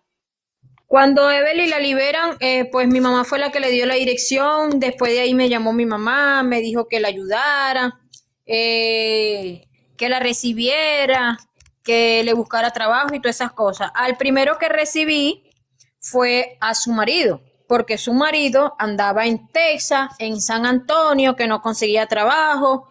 Andaba como prácticamente un llorón, porque se quedó él en los Estados Unidos y ella no pudo cruzar. Entonces, él como hombre no podía conseguir trabajo, no podía conseguir nada y estaba en un refugio. Y entonces mi mamá me dijo que lo recibiera, total, que lo recibí. Yo le conseguí trabajo. Y después de eso, cuando Evelyn entra por la aplicación normal, ella llega a Kansas, Wichita, porque ya su marido estaba aquí. Yo había recibido primero a su marido. Got it. So pretty much, Chris's mother in Venezuela urged Chris, who's here the special guest for today, the Venezuelan migrant. Chris's mom said to Chris, help your family, pretty much, if you will. Receive them, right? Give them some form of shelter in your apartment. Remember that Evelyn, the other migrant, was deported the first time. However, her boyfriend and sister-in-law, ironically, did make it through. So they were here first. So Evelyn's boyfriend couldn't find a job in Texas. So Chris eventually allowed Evelyn's boyfriend to move in with her, and she got him a job in Arkansas. And that's when Evelyn joined them later on. Can you just ask her if Evelyn's sister-in-law also made it to Arkansas or no? Ok, solo para verificar, ¿la cuñada de Evelyn también fue para Kansas? Sí, ella estuvo aquí en Kansas, Wichita, pero ella estuvo aquí en Kansas, Wichita después que ya yo le había conseguido trabajo a Evelyn, le había conseguido trabajo a su marido y después que mi jefe le había dado una casa. Pero ella normalmente después no duró mucho, creo que duró un mes y se fue a Nueva York porque peleaba mucho con Evelyn y Evelyn le decía que ella fue la que la trajo, que le debe el dinero, que le debe esto, muchas cosas. Y se fue porque peleaba mucho con su marido y no quería ver esas cosas porque la muchachita, cuando ella entró, estaba preñada y después parió aquí en los Estados Unidos. Okay, interesting. So she's saying that Evelyn's sister-in-law, when she entered the U.S., she was pregnant, and she has now given birth here in the U.S. Again, guys, just for clarification, okay, Chris is a special guest for tonight. She's a Venezuelan migrant. However, she entered here back at the end of 2020. When her cousin Evelyn entered, that was back earlier this year, I believe March or February of 2023. So when Chris entered, her story is a bit different than Evelyn's because Chris is sharing a story where she didn't really get a lot of help from the government, whereas Evelyn is getting more help from the government, and including her sister-in-law, who, according to Evelyn, is now in a hotel because she gave birth. And Evelyn is in a shelter right now in New York City. Just verifying. Where Chris here, she is renting her own spot in Arkansas, and she's making a living for herself. Okay, just so you guys can see the difference because they entered at different times. Él está So explicando toda la situación, cómo está la cuñada, de que la cuñada está en un hotel, Evelyn está en un refugio y tú por tu cuenta estás rentando tu propio lugar. yeah, so I just want to Desde que clarify. llegué, desde que llegué aquí a los Estados Unidos, gracias a Dios, no tuve en ningún momento, ni tuve la intención de que el gobierno se hiciera cargo de mí ni nada, porque ya sabía cómo eran las cosas y pues siempre me enfoqué en las reglas que tiene este país, en lo correcto prácticamente que tiene este país, que muchos venezolanos le cuesta adaptarse a la cultura y a las leyes de este país. So she's admitting that there's a lot of Venezuelans, from what she's seen from her own community, that are not adapting well to the laws and the culture of this country, and she does not want to follow that trend. She wants to adapt to the culture of the United States and follow its rules accordingly, and that's why she is.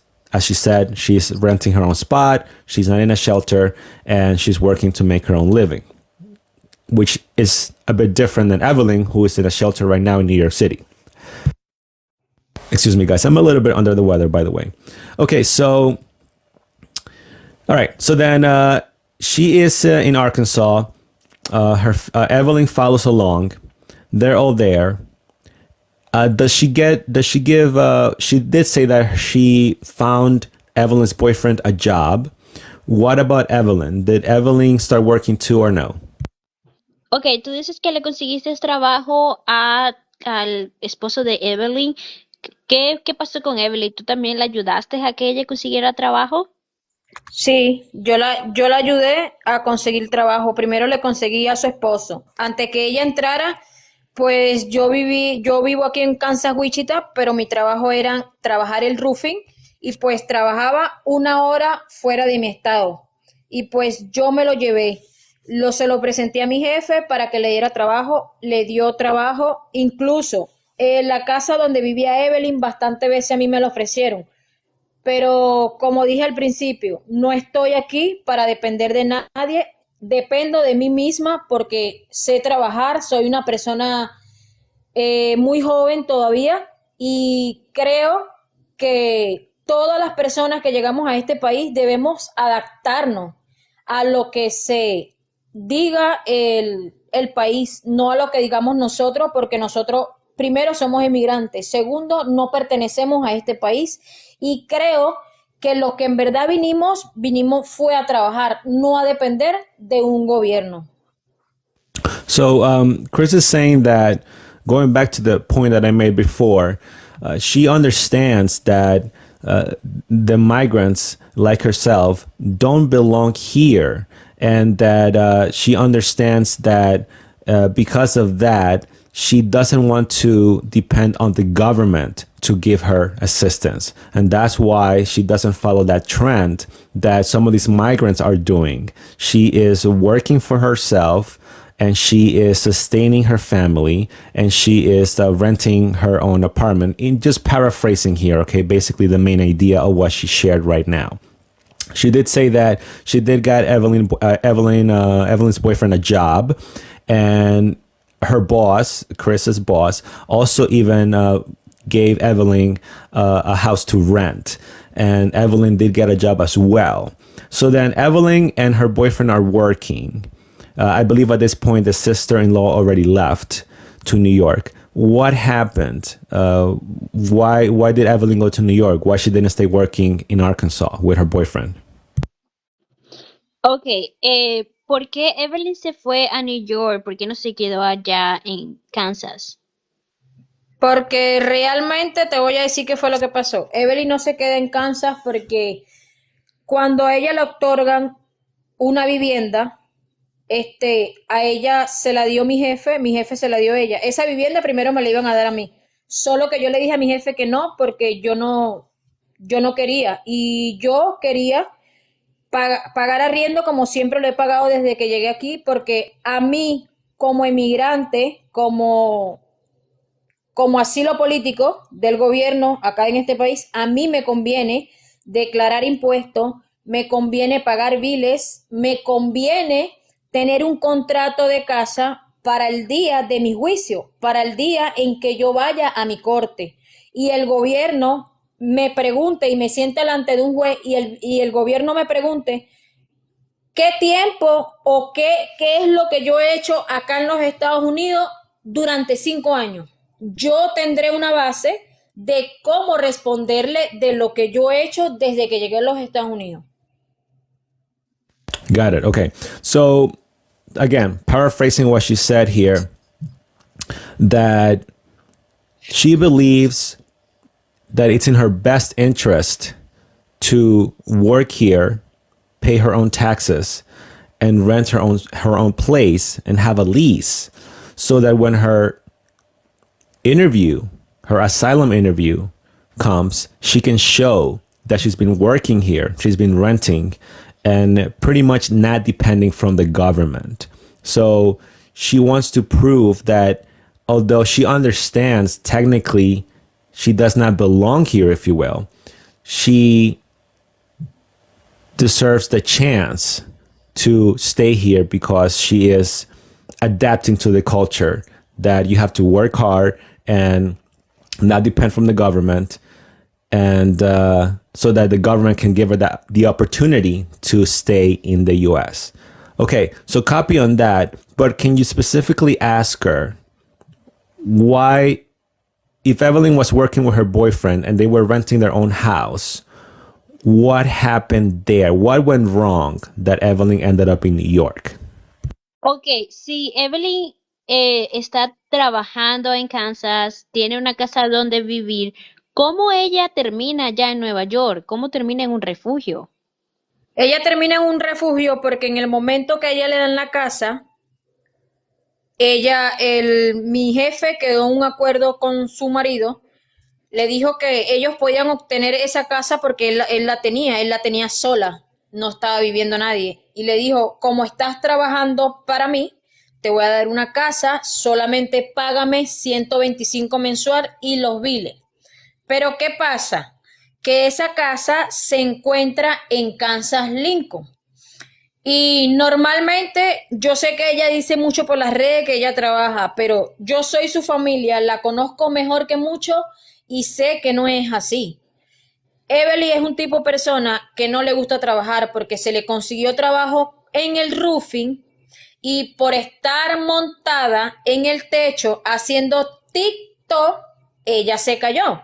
Y mi jefe, para no meterse en problemas, le dijo a su marido, que se llama Johnny, le dijo que por favor le dijera que ya no fuera más al trabajo. A ella no le gustó y pues tuvo casi 3 meses con una facción de pies y pues le consiguieron trabajo. Mi jefe, aparte de que no la quiso más en el roofing, le consiguió otro trabajo en un hotel donde se podía ganar $50 por 2 horas, 3 horas limpiando pequeños cuartos y pues lamentablemente no lo quiso.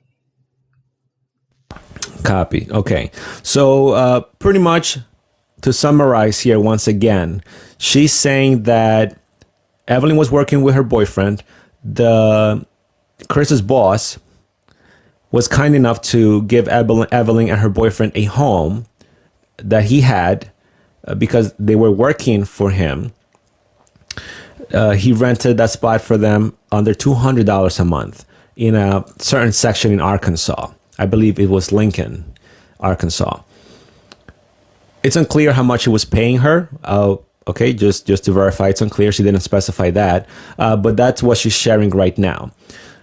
The thing is, according to Chris, Evelyn doesn't like to work.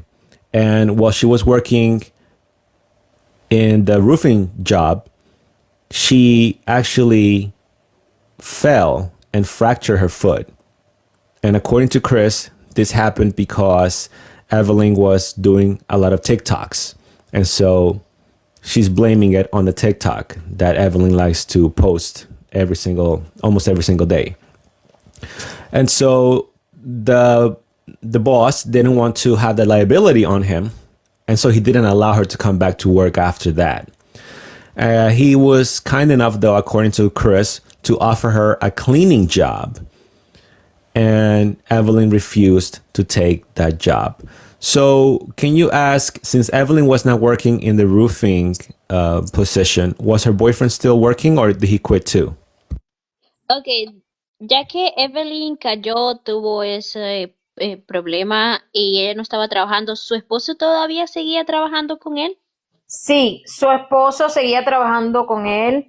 Incluso, mi jefe le otorgó una troca para que manejara. Pues lamentablemente Evelyn se fue a Nueva York porque mi jefe en algunos momentos, solamente ellos no vivían ahí en esa casa, ojo.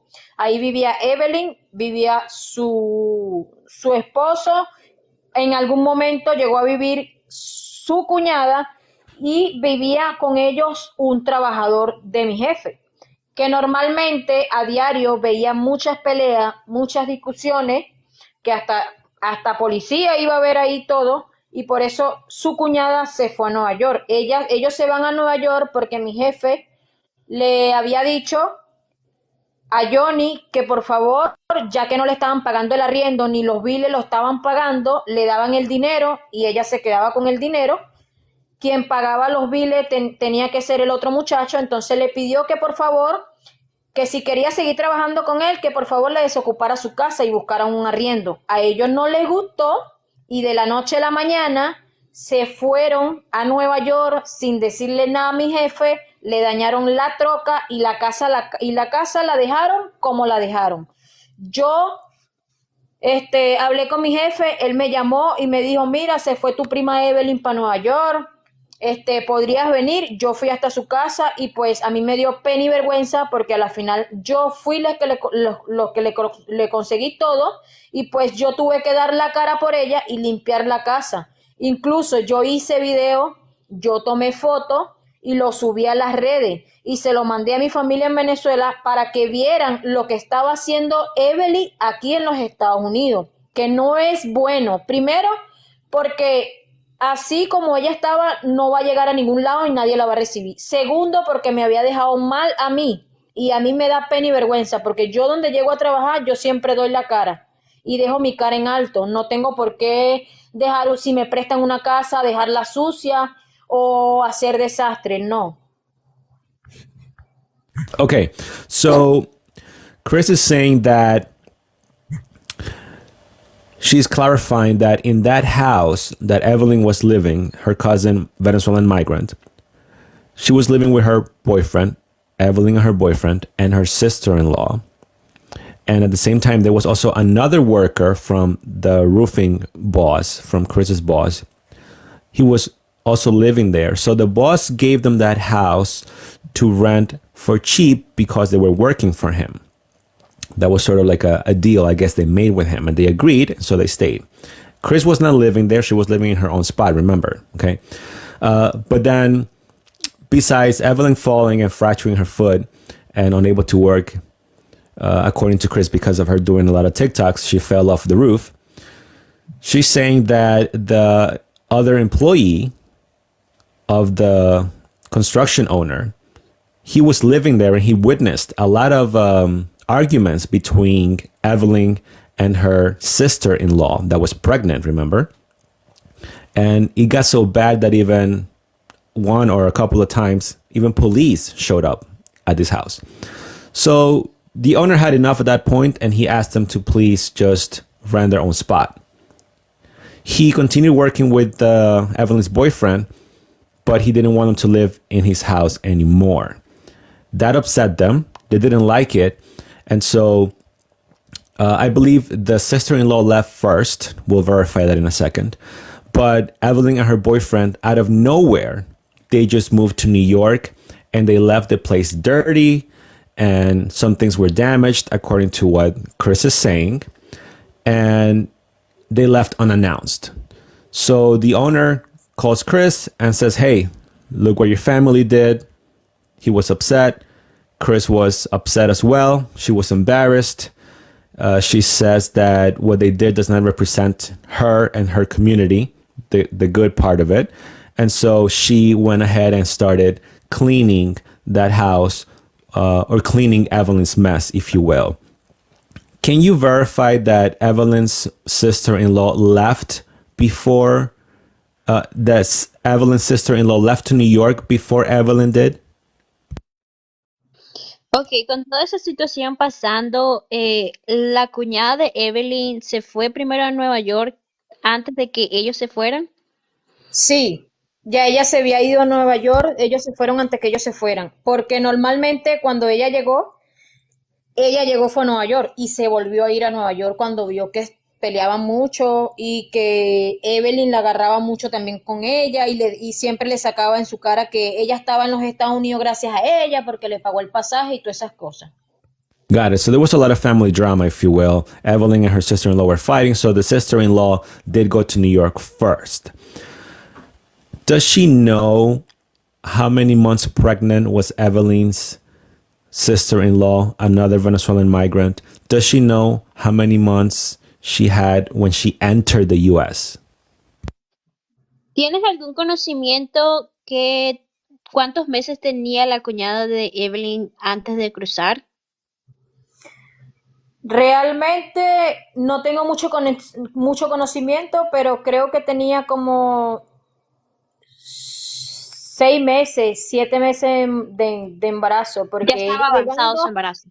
ella llegando como al mes parió. Wow. Okay, so Chris is saying she doesn't know that sister-in-law too well or her situation, but she estimates that the sister-in-law, Evelyn's sister-in-law, was about 6 months pregnant. And pretty much about a month or a month and a half, she went ahead and gave birth.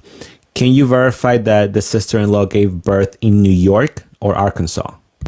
Ok, ¿su cuñada dio a luz en Kansas o en Nueva York? En Nueva York. This Evelyn's sister-in-law, another migrant, gave birth in New York. Okay. And per Evelyn, the other migrant, she said that her sister-in-law is now in a hotel in New York being taken care of because she gave birth. Okay. Lou is asking, when they moved, hold on, let me see her question.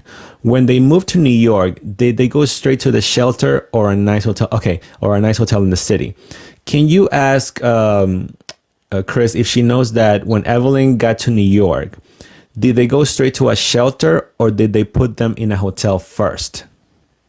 Cuando Evelyn se fue para New York, ¿ella llegó directamente a un hotel o llegó a un refugio? No, ella llegó directamente al refugio. ¿Y su cuñada? Realmente no tengo información de la cuñada.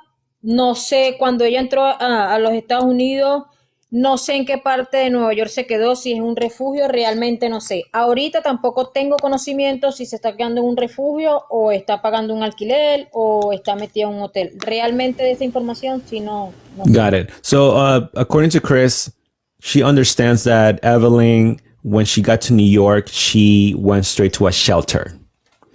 As for the sister-in-law, she doesn't know her situation too much, but we do know that Evelyn told us that the sister-in-law is in a hotel right now in New York because she gave birth. Okay, so then going back to the mess in Arkansas, per what Chris said, Evelyn made a mess. Chris is embarrassed. She's cleaning the mess. And even she recorded some of the stuff, okay? Can you ask Chris, when she sees stuff like that and she experienced it from another Venezuelan, who's her family in this particular case, and then she sees Evelyn's TikTok account where she's going to a nightclub or she's dancing and, you know, she seems to be more preoccupied with TikTok than trying to, you know, rent her own spot like Chris did.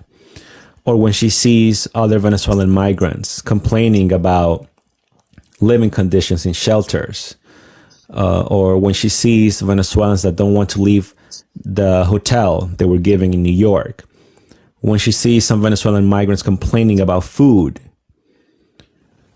What's her opinion on all of that? Ok, cuando tú ves historias como Evelyn o como algún otro venezolano que vienen y están en los refugios y no quieren irse de los refugios, o están en los hoteles y no quieren irse de los hoteles, o exigen, ¿cómo te hace sentir eso a ti como venezolana? Este, ¿qué te puedo decir? Da tristeza.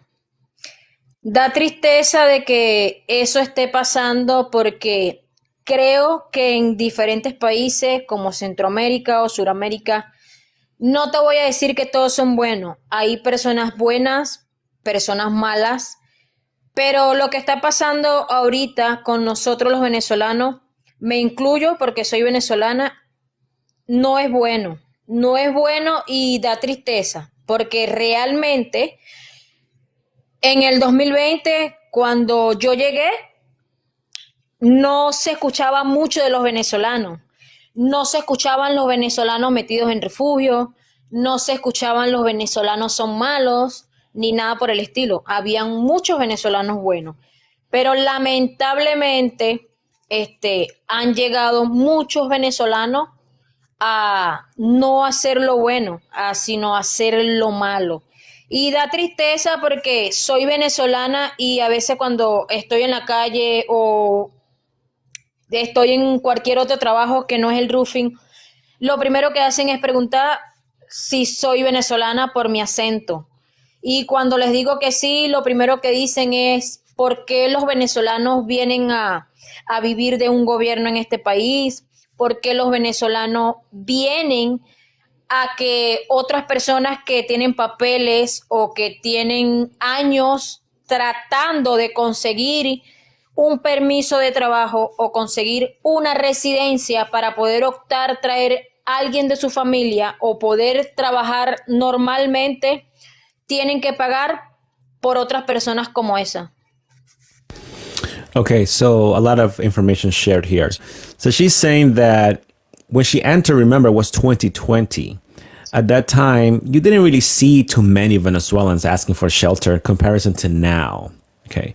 And according to what Chris is saying here, she believes that the reason for that is because a lot of, and she calls them good Venezuelans, entered originally.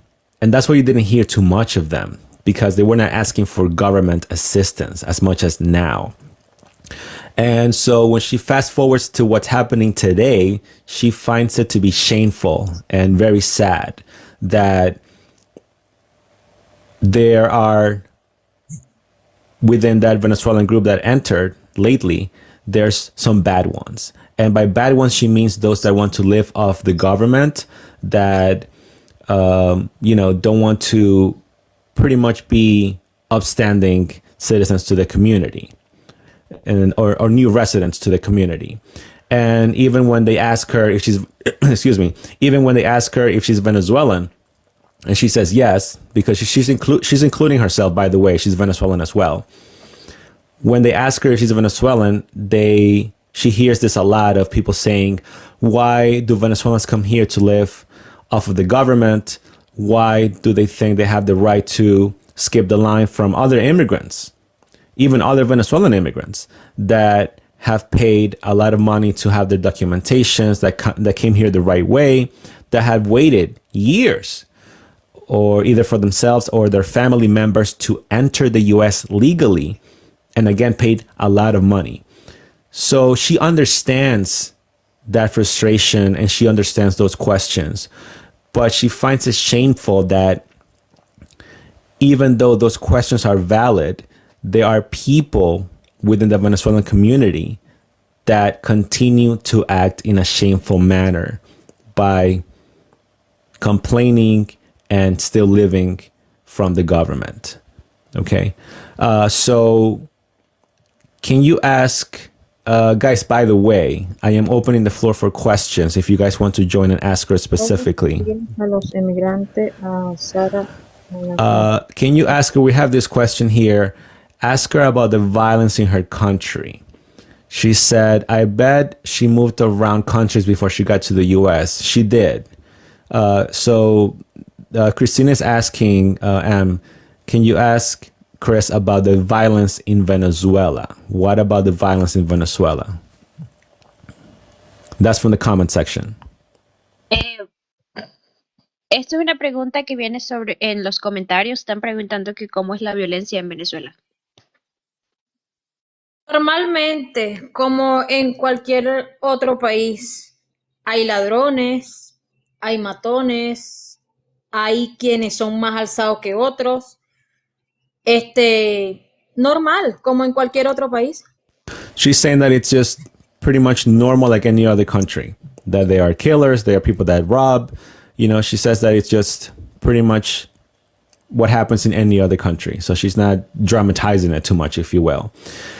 Can you ask Chris here, being that she's saying that there's this bad group of Venezuelans that have mixed with the good crowd, does she believe that some of those Venezuelan that have criminal records are here now in the U.S.? Ok, como tú has visto, como tú dijiste, hay venezolanos buenos y malos. Now que hay muchos venezolanos acá, ¿tú consideras o piensas de que muchos venezolanos que tienen antecedentes penales están ahorita aquí en Estados Unidos? Puede ser que sí, porque como está ahorita el comportamiento venezolano, no es un comportamiento como los verdaderos buenos venezolanos tenemos, que es actitud, que es disciplina, que es humildad. No se está viendo ahorita se está viendo muchas cosas malas y puede ser que sí. She's saying that yes, and the reason is because she knows how a good Venezuelan behaves, and what she's seeing right now, or what she's seen from some of these videos, those are not the typical good Venezuelans that have humbleness, have honesty, integrity, and good morals, if you will. So she's able to recognize that indeed there could be a good number or a high number of Venezuelans here with criminal records from Venezuela itself. Okay. Can you also ask if she understands the anger of the American people when they see videos of Venezuelans complaining about the food they are giving in shelters, complaining about the way that they have been treated by, let's say, immigration officials? Does she understand the anger of the American people about that? Ok, con respecto con todo lo que está sucediendo acá, ¿tú entiendes el por qué los americanos están enojados con toda esta situación migratoria? Que muchos inmigrantes que están en refugios no les gusta la comida y prefieren botarla, o que reclaman y dicen de que no los tratan, no los tratan con derechos humanos. ¿Tú entiendes por qué los americanos están enojados ahorita por toda esta situación? Sí, claro que sí, los entiendo y estoy a su lado porque realmente la persona que emigra a cualquier país del mundo debe estar apuesto a cómo te traten en ese país. Porque es como decimos nosotros los venezolanos, crea fama y acuéstate a dormir. Si yo soy un tipo de persona que vengo a este país a hablar mal o a decir las cosas mal o a decir no me gusta esa comida, no me gusta esto, para eso me hubiese quedado en mi país y no hubiese salido al país donde estoy ahorita. Yo creo que si nosotros salimos de nuestro país a cualquier país del mundo es a estar apuesto a cumplir y a meterse en la línea que el país lo exija, porque nosotros no somos quienes para llegar a otro país y mandar o decir, si nos están dando un refugio, esa comida no me gusta, yo quiero comer algo mejor. No, nosotros no somos quienes. Si a nosotros nos dan un lado o nos dan refugio y nos dicen todos los días vamos a dar arroz con caraota o arroz con grano, eso es todos los días lo que tenemos que comer. Hasta que nosotros salgamos de ahí y por nuestra propia cuenta obtengamos algo mejor.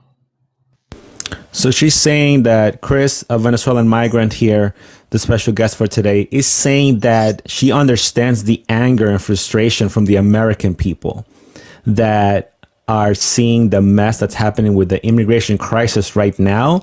And she's actually on the side of the American people. She understands them and agrees with them.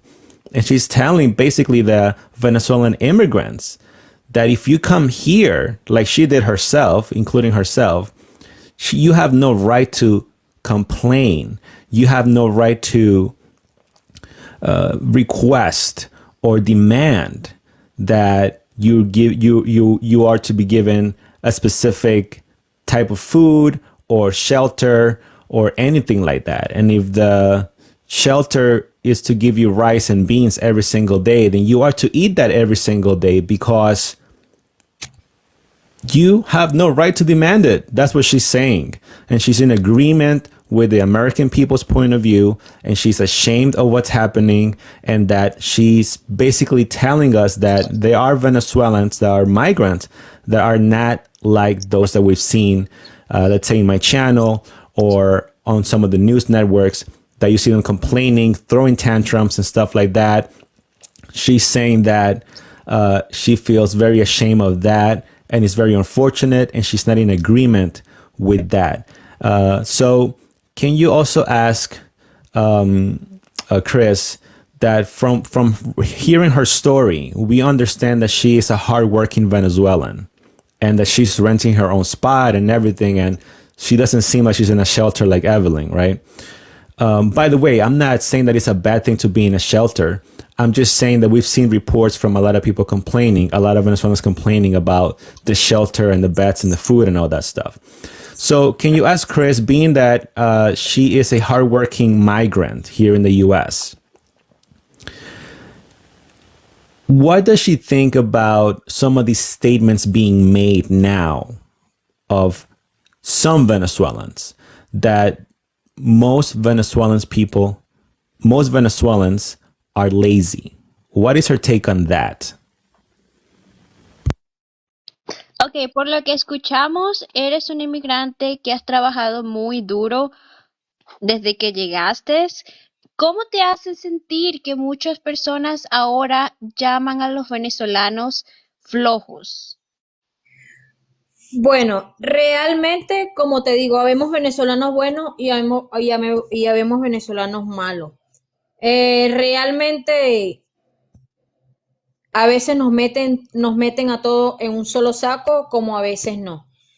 Realmente a mí no me hace sentir que soy menos que nadie, ni nada por el estilo, porque yo donde siempre llego, siempre tengo las puertas abiertas.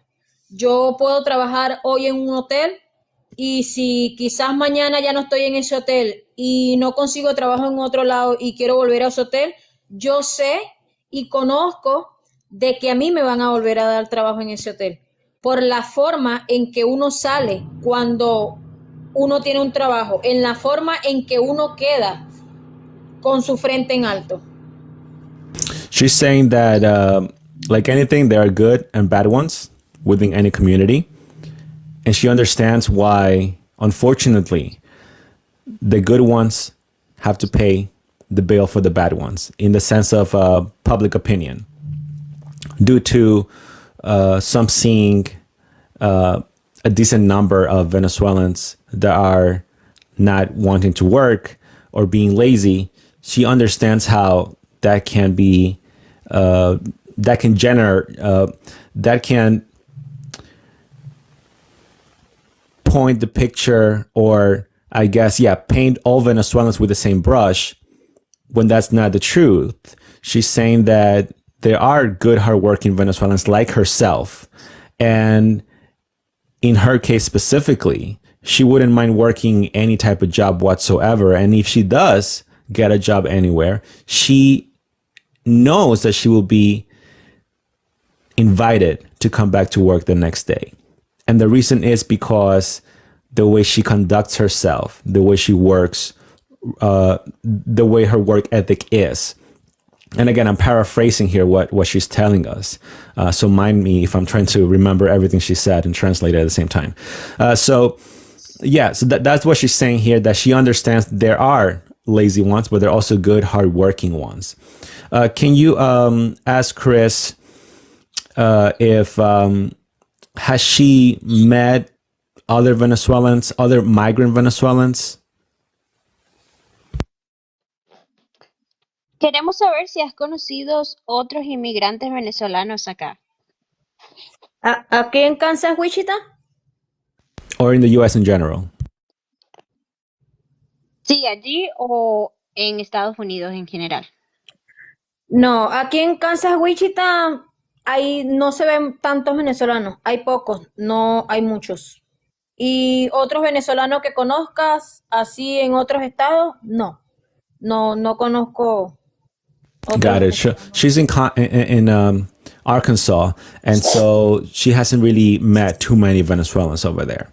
Copy on that. Okay, guys, if you guys want to join and ask Chris questions, you're very welcome to. A very special guest for today, and she is a Venezuelan migrant, and she's sharing her story here with us.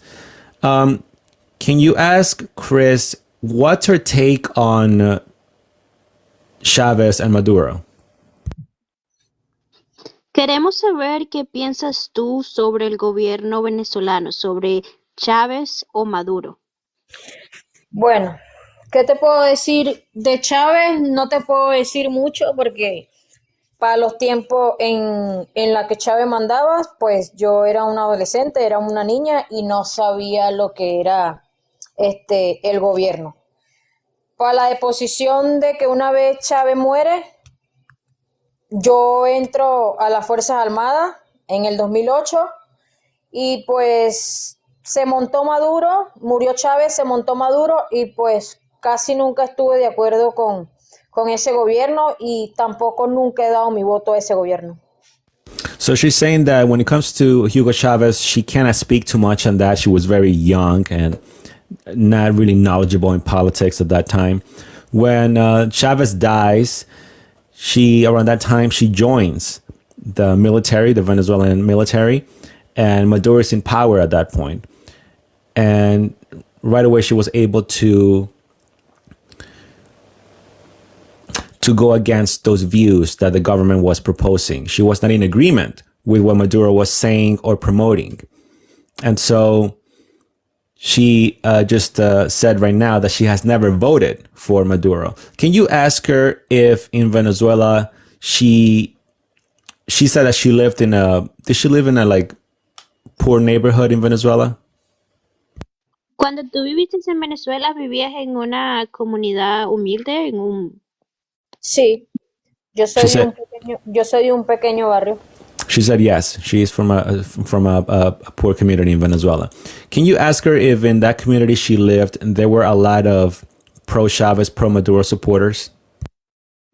En esa comunidad que tú vivías, en el barrio que tú vivías, ¿había muchos apoyadores del gobierno?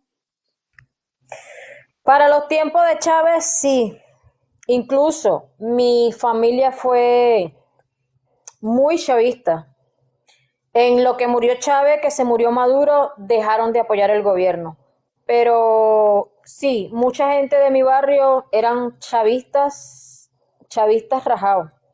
She's saying yes, in her neighborhood there was a lot of pro-Chavez supporters, and even her family, there was a good number of them that supported that government. The reason why I ask is because I want to follow up with this. Does she think that a lot of those Chavez supporters are now here in the United States as migrants? ¿Piensas tú que muchos chavistas o personas que apoyaban el gobierno de Chávez están aquí en Estados Unidos As migrants. como Sí. inmigrantes? Sí, bastante. Uf.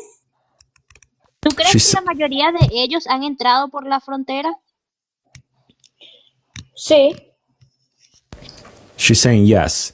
She believes that a lot of those crossing the border from Venezuela right now are indeed pro-communist, pro-Chavez voters.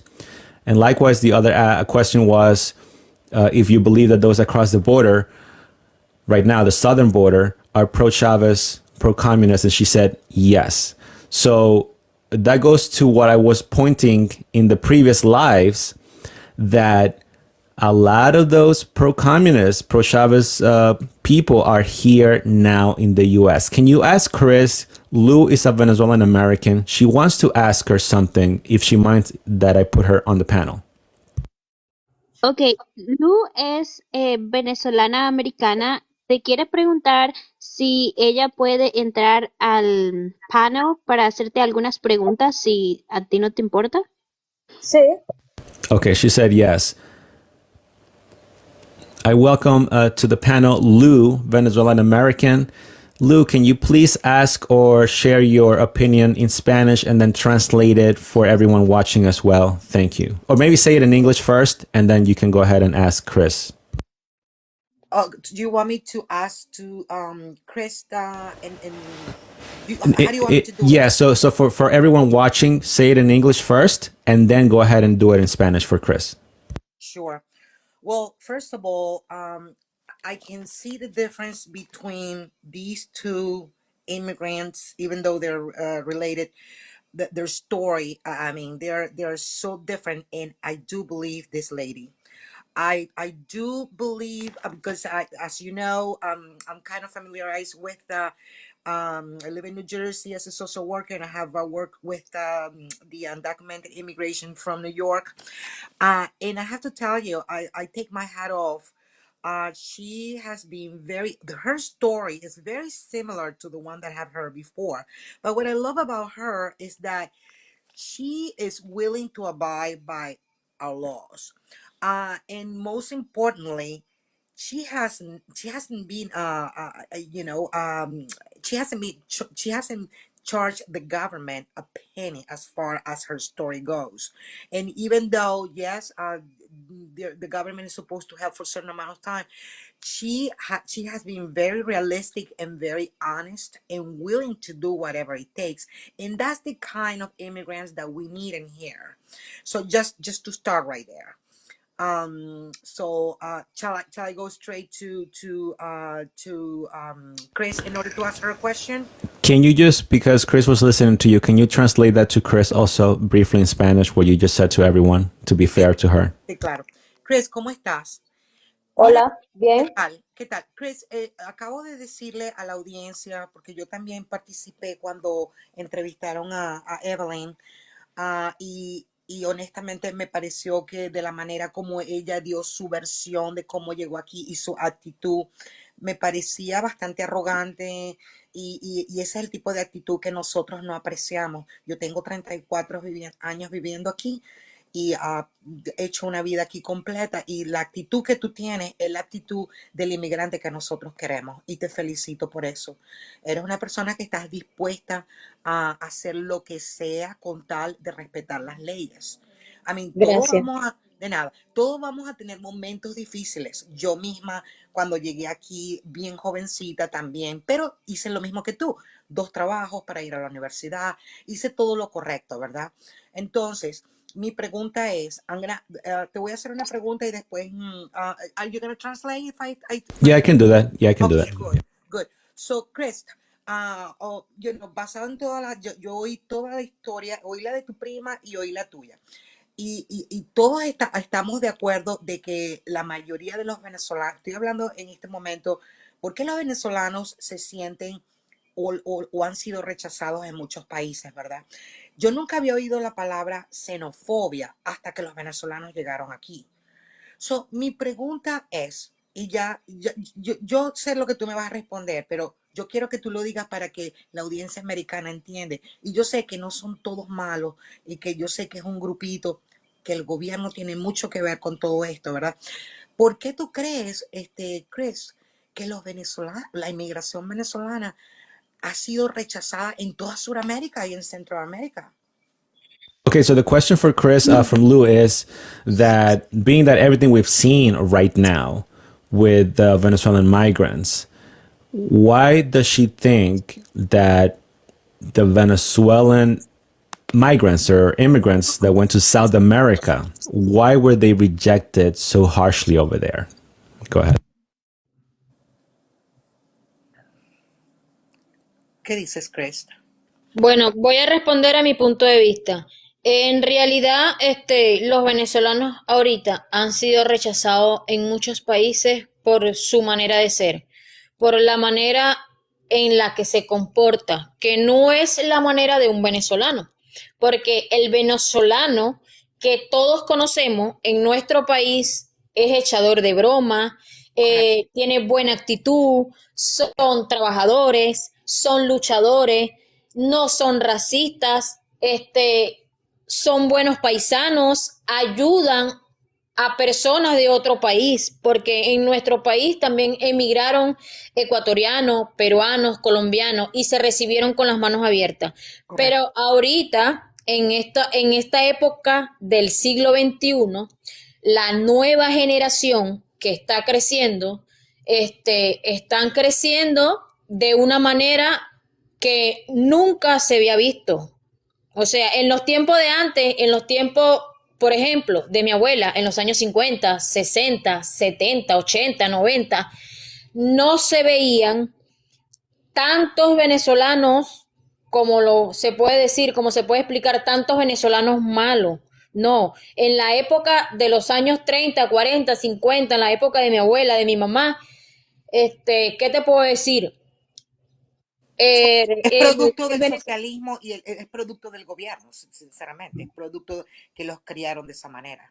Exacto. En la época de antes, mira, en la época de antes no se veía que un venezolano, o por ejemplo, no se veía que mi padre viera a mi mamá fuera de su casa, no.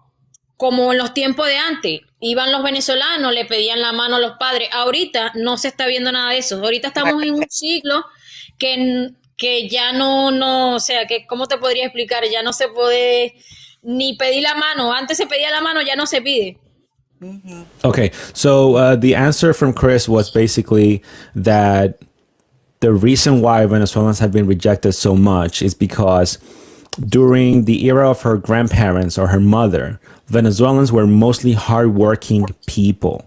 They were gracious people. They were people that would help even other countries when they, at the time, I guess she was referring to a time where other South American countries went to, South American immigrants went to Venezuela. They were welcomed and, they all worked together. And Venezuelans typically would be very helpful and hardworking and funny people as well.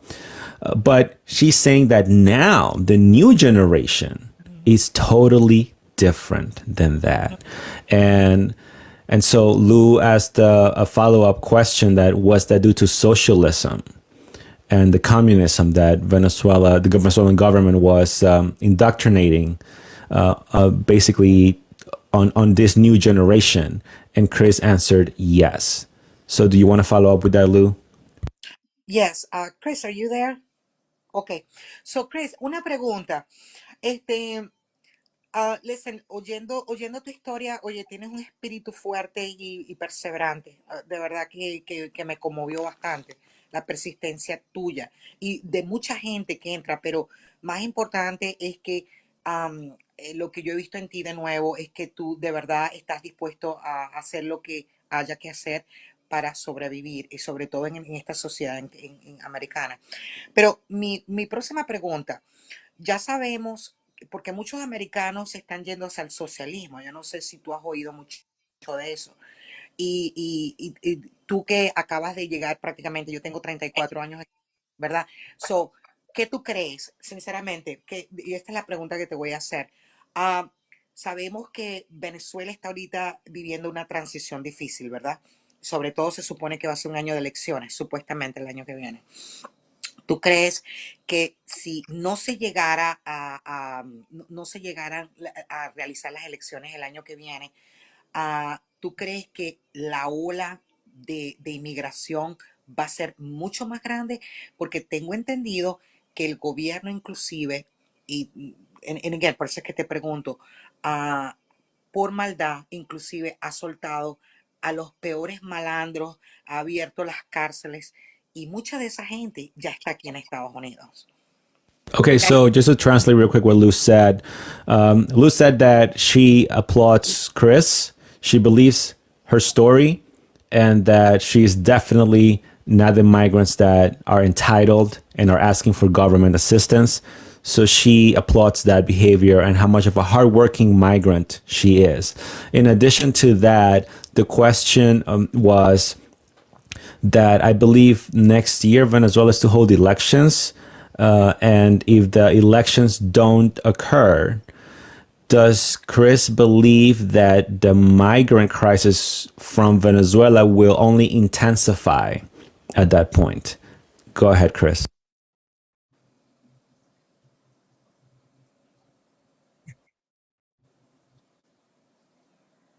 Chris, estamos esperando tu respuesta, Chris.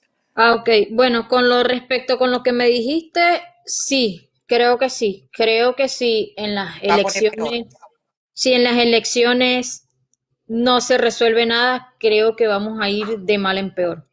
Sí puede haber más ola de migrantes viajando a cualquier país del mundo. She's saying yes, that depending on what happens with that Venezuelan election, there could be the crisis could only intensify at that point. Em, can you ask Chris this question just to follow up with what Lou said about the government possibly releasing a lot of criminals from their prison system? Does she believe that the government has done that, or has she heard that Maduro has released criminals to come into the U.S.? Have the prisons being emptied, if you will? Chris, se ha escuchado mucho en las noticias de que el gobierno de Maduro ha liberado muchas personas de la prisión y las ha mandado para acá. ¿Tú piensas que eso realmente puede estar sucediendo? Todo es posible. A como está el gobierno ahorita, todo puede ser posible. She's saying that because of how the government is in Venezuela, anything is possible at that point. So it could be a possibility. Lou, do you have another question or a statement? Yes, I do have a question regarding her cousin. Chris, una pregunta.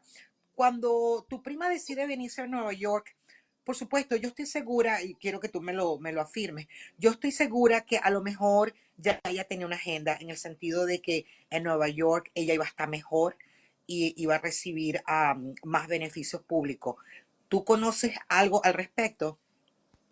Lou is asking Chris, and going back to Evelyn, that if she thinks that Evelyn is better off in New York due to the assistance the government is giving her. Correct, Lou? That was your question? Yeah, and if she had the agenda, because to me, I mean, why she didn't go to another city like or another state like Florida that she knows that she doesn't have that kind of benefits. Right. So the main point was, when Evelyn decided to go to New York, did she go there with the agenda of getting government help? Go ahead, Chris. Sí, Chris. Bueno, con respecto a tu pregunta, sí. Yo me imagino que ya ella lo tenía planeado, como ella misma lo dice en sus redes sociales, como ella misma lo dice cuando abre live. Ella no quiere pagar arriendo, ella no quiere pagar biles, ella no quiere pagar impuestos. Cuando a ella una vez le dicen a su marido para que desaloje la casa por la situación en la que la tenía, ella ya tenía pensado irse a un refugio, porque como ella por las redes conoció muchos venezolanos que están en ese refugio, pues ella fue a parar a ese refugio, como ella lo dice en sus lives. Ella vino a hacer dinero, ella no vino a que el gobierno le quite dinero. Probablemente todo es cierto. Okay. So Chris is saying that yes, she believes that Evelyn had an agenda to get assistance from the government because Evelyn's TikTok pretty much shows that she has said it herself many times where she's here to make money and get help from the government. So the answer is yes. Go ahead, Lou. Well, Vega, and I'm gonna say this to the audience. And this is the exact type of immigrant that will not make it here. We know that. Is that right? but what Evelyn doesn't know is by her being so open and so, and I'm talking about on her videos, on her TikTok videos, she herself, I mean, she's hanging herself. I mean, and honestly, that's why I was so upset when I originally, when we started talking and she got offended. From the very beginning, I knew this woman came, she's a lead, she just came here just to take advantage of, and that's not the kind of people that we want. And these are two different, and talking about Venezuela immigrants that have, you know, two different perspectives, and it is good to that people can see that not all Venezuelans come here with that agenda, you know. So that's why I'm so happy that Chris was able to give her story, her side of her story, and at the same time, you know, again, I can see that this type of immigrant is the type of immigrant that will be successful in our society.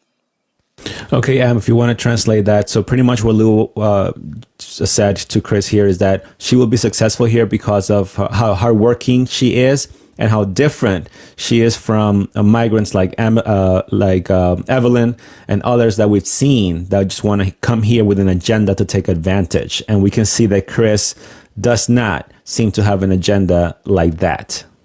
No, Chris, lo que yo acabo de decirle a la audiencia de habla inglesa es que comparamos dos casos, ¿verdad? Vega hizo un buen trabajo entrevistando a dos personas y que la audiencia vea las dos versiones. Da la casualidad que ustedes son familia, pero la versión tuya es la versión que el americano no sabe. Y todo lo que el americano cree es que son como Evelyn, que vienen aquí nada más a absorber el sistema y a no a dar ningún soporte. Y es bueno que tú hayas dado tu versión, porque yo he trabajado también con muchas inmigrantes de Venezuela y de otros países, y honestamente, you know, es bueno dar esas dos perspectivas, porque el venezolano ha tenido la fama de utilizar la palabra xenofobia eso es algo que es nuevo para nosotros, pero a la hora del té, cuando yo veo lo que ellos llaman xenofobia, es la reacción de la gente de esos países que dicen, listen, ustedes no se adaptan a nuestra cultura, ustedes lo que hacen es exigir, exigir, exigir, y la mayoría no dan nada positivo, no estamos diciendo todo. Se te agradece que o a Vega también, que haya hecho estas dos entrevistas y que la versión América, por lo menos nosotros aquí, veamos que, listen, no todos somos iguales. Yeah, thank you for that. Yeah, so Em, can you translate this to Chris, please? This a statement from the comment section, and this is a leftist person, by the way, saying here, you see, they will come and be productive members of society. So can you ask Chris if she believes that someone like Evelyn, that seems to have an agenda to come and get help from the government, does she believe that migrants like that will eventually stay here in the United States, become productive members of the society, and work hard? Oh, hold on. I think we lost Chris. Hold on. Let me see if I can bring her back. Okay, Chris is back. Yeah, so the question is from this socialist, I believe he's a socialist person or Democrat.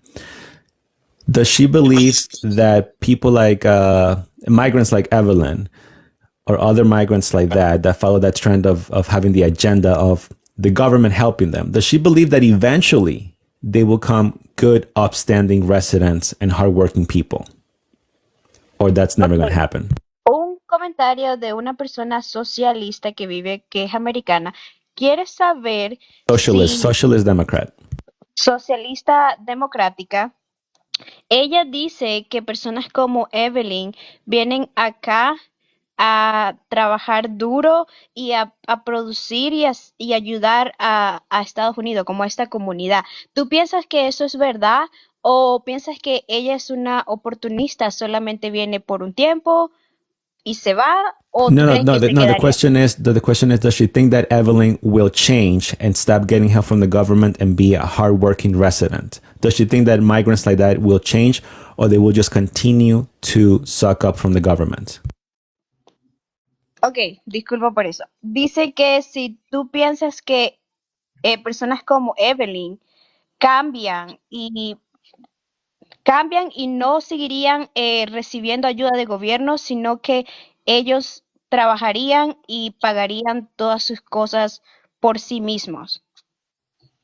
Or she thinks they're going to stay the same. Esa es Piensa que una se quedaría pregunta, igual. eso es una pregunta muy fácil de responder, porque yo creo que ya Emily va aquí en los Estados Unidos para el año. Y creo que si en verdad la persona quisiera cambiar, cambia desde el momento en que entra a este país. Porque yo entré a este país y desde el primer momento que entré a este país, me esforcé para hacer las cosas por mí misma. No tengo que esperar tanto tiempo para yo arrendarme. No tengo que esperar tanto tiempo para meter asilo y pedir un permiso o pagar impuestos. La persona que realmente quiere trabajar lo hace desde cero, desde el principio, desde el momento en que entra a este país.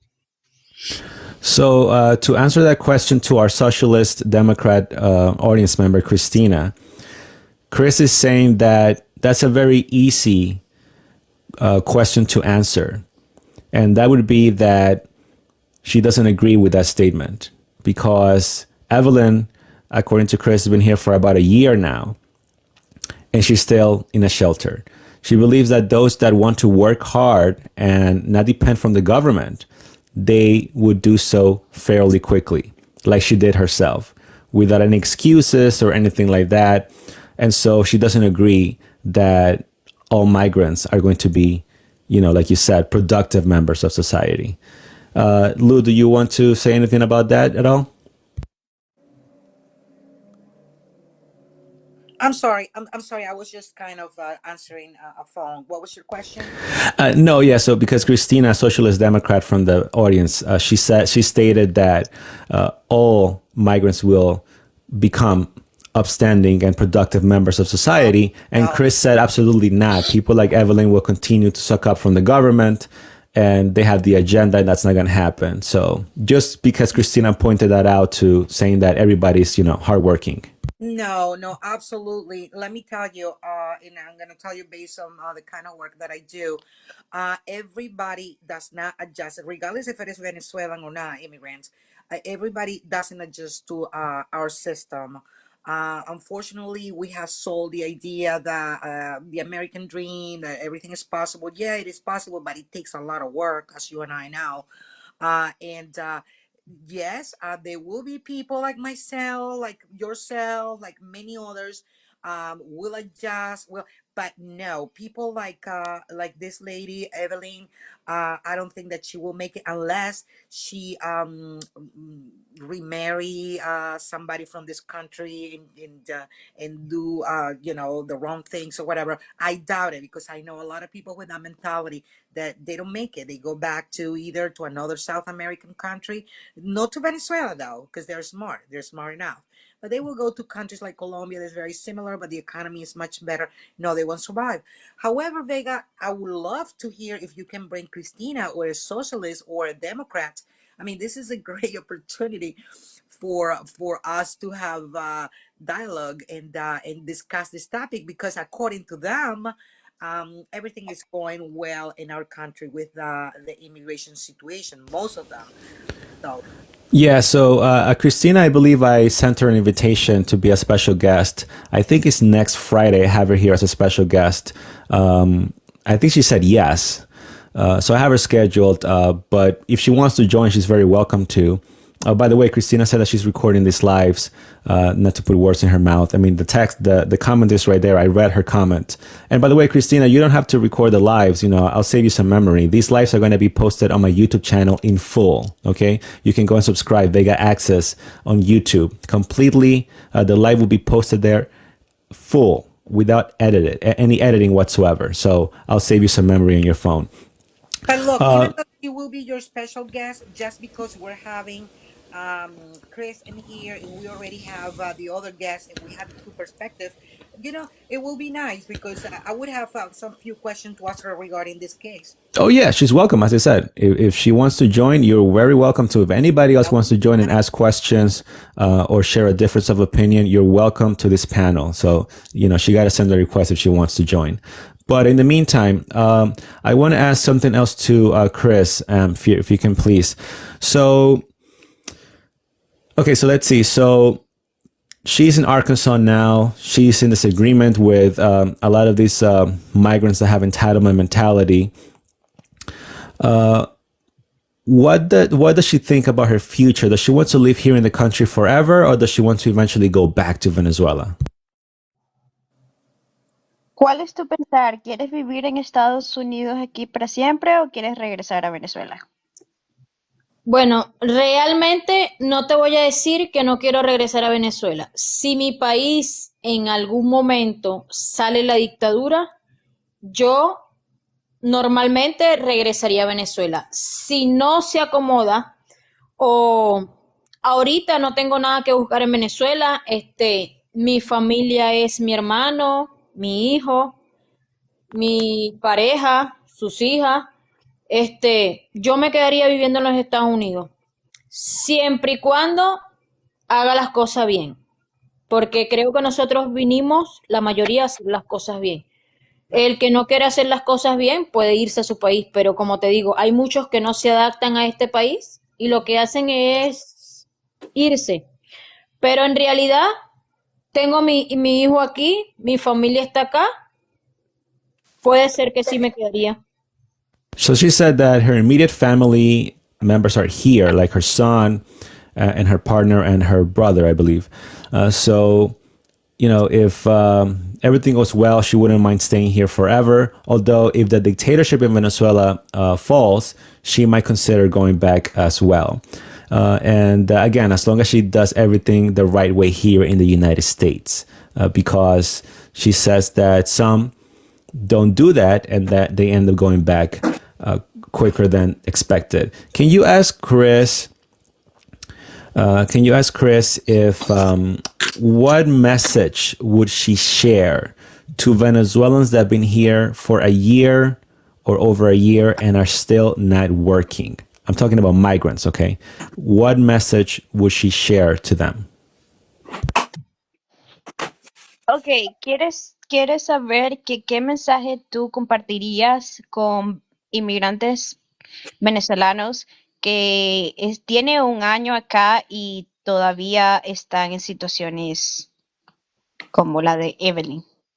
Bueno, yo realmente no critico a nadie porque no sabemos la historia de cada quien, pero mi consejo o mi opinión o que le pueda decir a mis paisanos que estén en refugio y ya tienen más de un año aquí en los Estados Unidos, yo les diría que si no quieren hacer las cosas bien, que entonces ¿para qué vinieron a este país?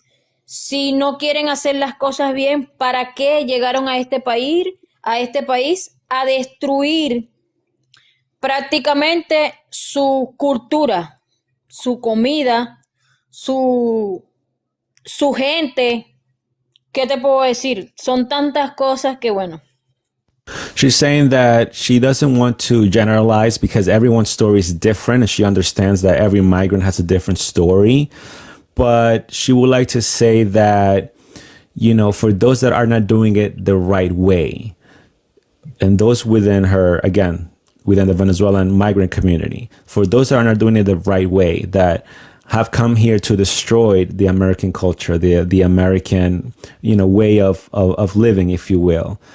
She's saying that that's not the way to be, pretty much, and that basically it's just she has no words for that, and she just feels ashamed that that's happening here in the United States. She's not in agreement with that, and she doesn't attach herself to that side of the Venezuelan community.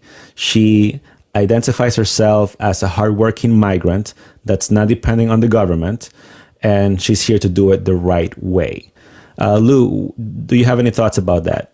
Yeah, I do have a question. Let me ask her in Spanish. Chris, hay un muchacho que se llama Leito el Oficial.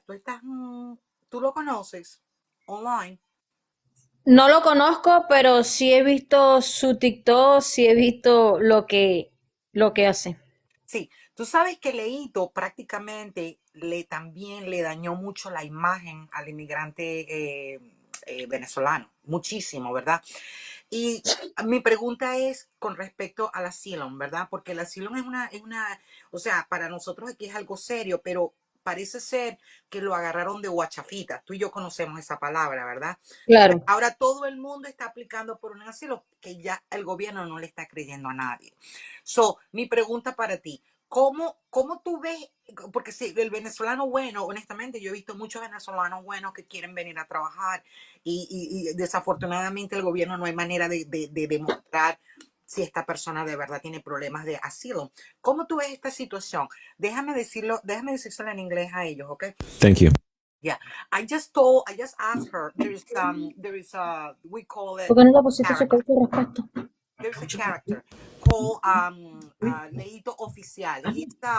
En este buitre. He's a kid. He's a guy who has making a lot of. He came also to the United States saying that he was persecuted by the government. He even admitted being beat up by a mob right there in Texas in order to get special visa, and he did. He and his girlfriend. And this So is this a Venezuelan migrant? yes, Leito Oficial. Leito, okay.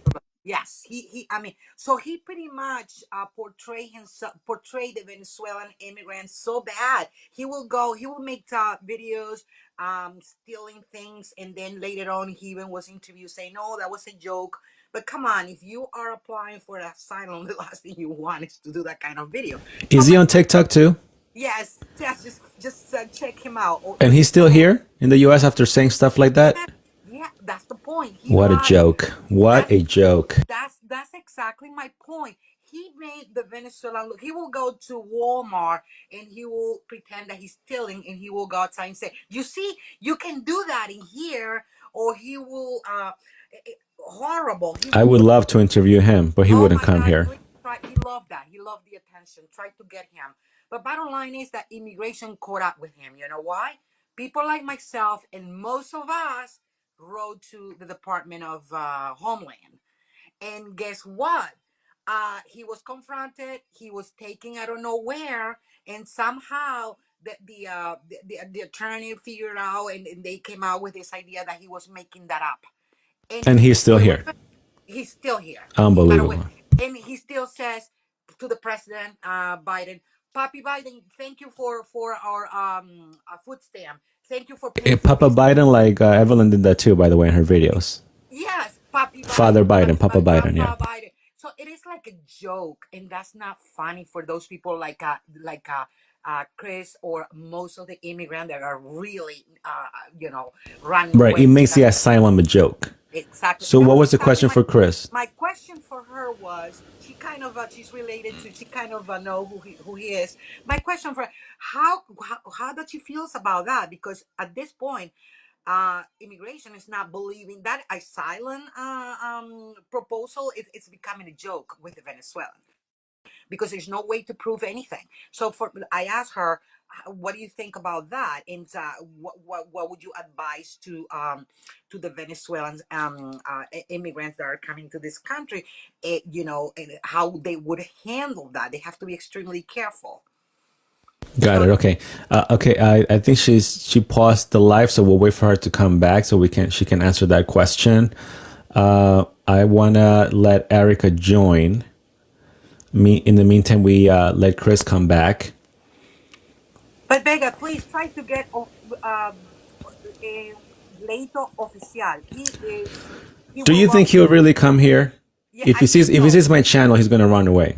He likes attention, and he can give you the ins and outs. He will be a very good source. Okay, I'll try. For that immigrant not to do what he does. I promise you, I'll try my best. Okay, can you briefly, Lou, reinstate the question to Chris here since she's back? Oh yeah, Chris, remember la pregunta que te hice con respecto a la situación de cómo un personaje ha- Chris, ¿me estás oyendo? Sí, mi amor, te escucho. Sí, la pregunta era que como leíto oficial realmente ha puesto la situación de los venezolanos utilizando la situación del asilo. ¿Qué tú piensas al respecto? Porque esto está dañando precisamente a esa población. Ya la inmigración no la trae. Bueno, nada más te estoy diciendo. Bueno, con respecto a eso, yo una vez vi que estaban entrevistando a Leito y pues él dijo que era puro contenido, pero yo realmente, siendo como soy, no, no haría un tipo de contenido así, Correcto. porque daña mucho la imagen venezolana. De paso que daña mucho la imagen venezolana, está haciendo creer que todos somos iguales. Correcto, y el tema del asilo, que es por la cual la mayoría de ustedes pueden quedarse acá, o sea, desde el punto de vista político se pueden agarrar de eso. Ya para el sistema prácticamente no les está creyendo, ¿cierto o falso? Claro.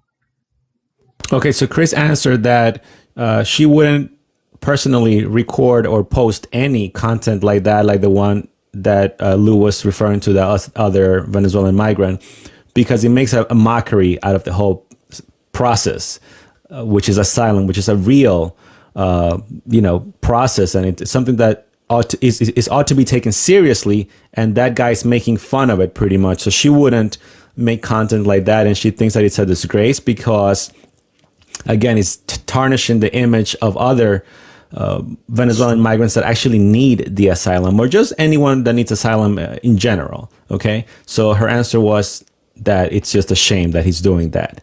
Erica, you want to go ahead and ask a question? Yeah. Do it again. Welcome back. Good. Listen, I just saw a lot of stuff in the comments about work. I want to commend Chris for doing things the right way and, being hardworking and not taking advantage of government. I see a lot of comments about working. I don't think that it's the problem that they're coming. I think it's what most Americans have is the way that they're doing it. Right. That the way that they're coming across, and a lot of people, go ahead. A lot of people are just saying that we don't, what do you call it? We don't give them money, or they're paying taxes. I do believe they pay sales tax, because if you have Juan who makes $1,000 and Joe who makes $1,000, Joe is going to go home with like $500 taxes that are taken out, and Juan gets to go with his entire $1,000 and only be subject to sales tax, for example, when they purchase, because obviously they are going to put taxes into the economy because they're paying taxes. However, they're not paying the federal tax. The other thing is, I would love for this Christina to come up. Let her come up, because she's now saying I'm spreading lies. I'd like to hear her opinion. Come on up. Don't be afraid. Learn to have a dialogue. Yeah, Christina, if you want to join, you're very welcome to join. Again, this is a respectful panel. You've been here before a couple of times, and you are welcome to share your opinion. If you want to join, Erica is inviting you for you to directly address her. So I'll leave that invitation open right there. Can you let Chris know that Erica here is praising her hard work and dedication, and that what Erica is saying, that most Americans just don't agree with the migration crisis that's happening because of how they're entering and how some of them are making a mockery of the system. But she applauds Chris's story. Chris, que Erika aprecia mucho lo que estás haciendo como inmigrante, ya que no estás reflejando el otro tipo de inmigrante que viene acá solamente a hacer daño, y que aprecia mucho tu historia. Gracias. She said thank you. Perfect. So I guess maybe one of my final questions here for Chris would be that, well, actually, I have another comment section, another question from the comment section before I do mine. Can you ask Chris if she, by any chance, has any take on the communism that is active right now in Venezuela versus maybe a communism that she has studied about in school from the past? Like, does she see a difference at all, or this is the only communism that she knows? Chris, que con respecto al comunismo que tú estudiaste en la escuela y al que tú viviste como venezolano en tu país, ¿tú sientes que hay alguna diferencia? Sí. Can she elaborate? Al que yo viví en la escuela no es como en los tiempos de ahorita. Al que yo viví no es lo mismo. Si puedes ser un poco más específica con respecto a lo que viviste. O sea, a lo que viví en los tiempos de antes, en los tiempos de escuela, no es lo mismo a como está ahorita. En los tiempos de antes eran tantas cosas buenas que ahorita ya no se ve.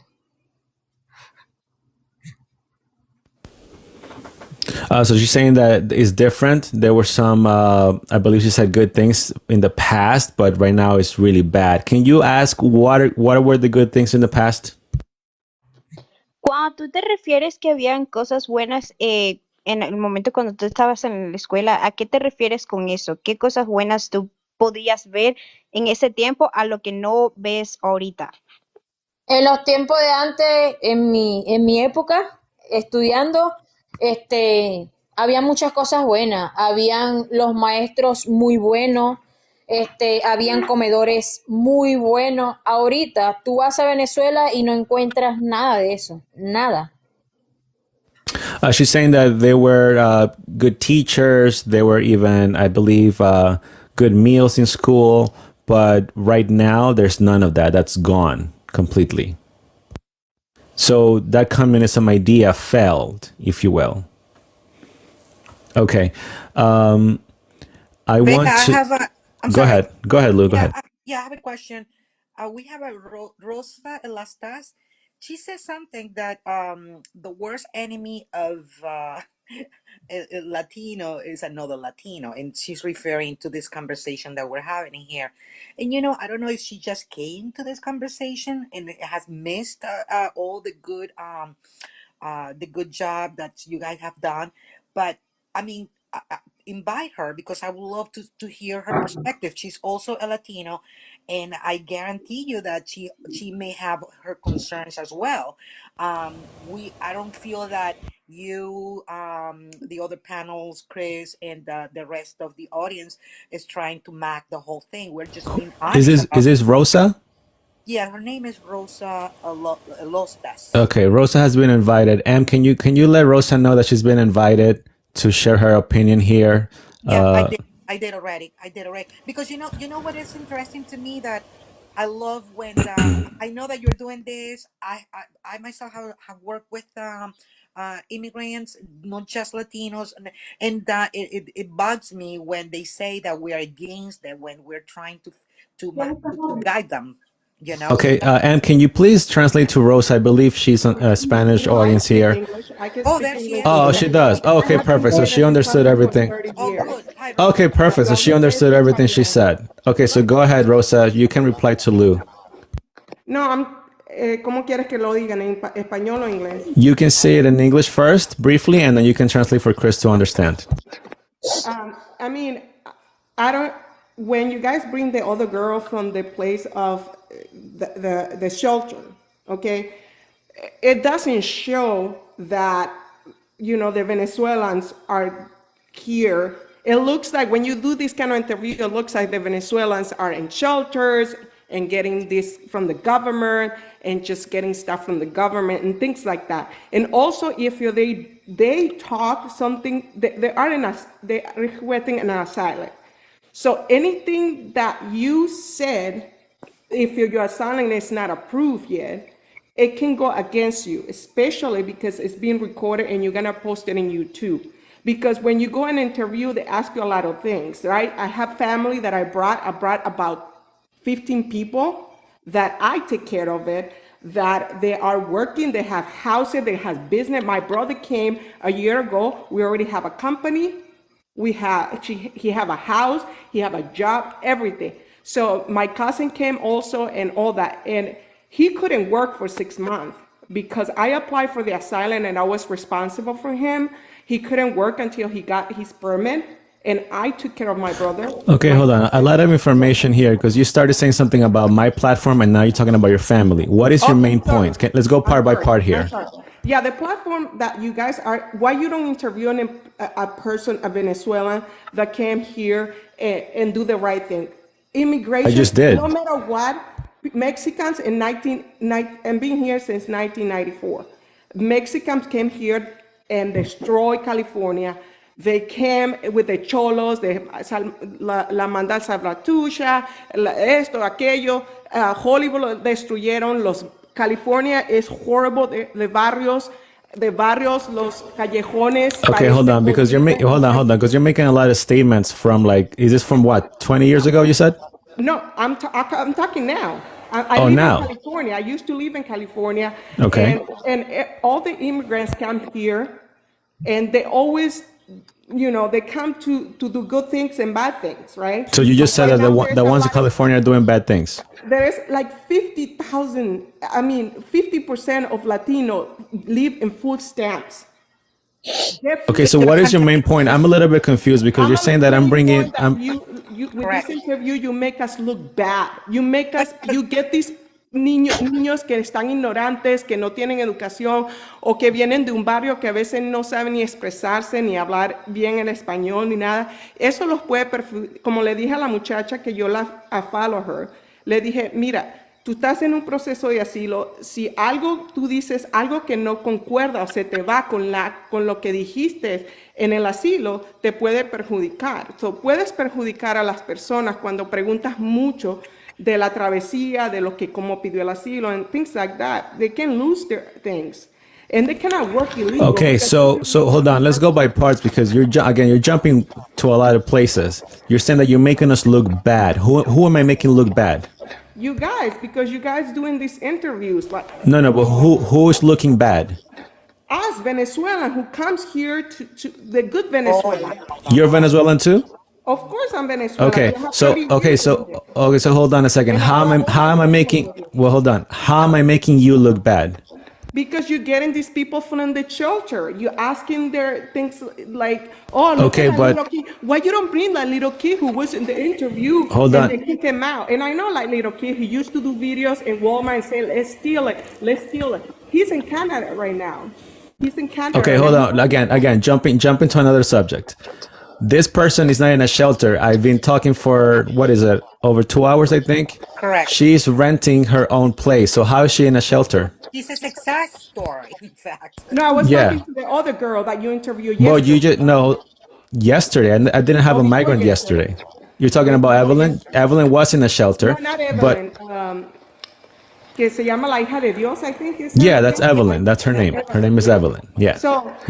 So, but you're saying that I bring people that are in shelters. This person here, Chris, is not in a shelter. She's renting her own place. So can you pick? It's his cousin, right? Es su primo. Because he wanted to be in. Y la está poniendo mal. Okay, but Estás entrevistando gente de shelter, trae gente de que ha trabajado, work in this country for years, and the Venezuelans that are here in Venezuela and have all doctors and have a lot of money and work in oil companies and all that, and we are working here. Why you don't interview them? Okay. because hold on one second. Go ahead. Go ahead, Chris. Go ahead. Ok, estoy escuchando lo que Rosa está diciendo un poco en inglés y un poco en español.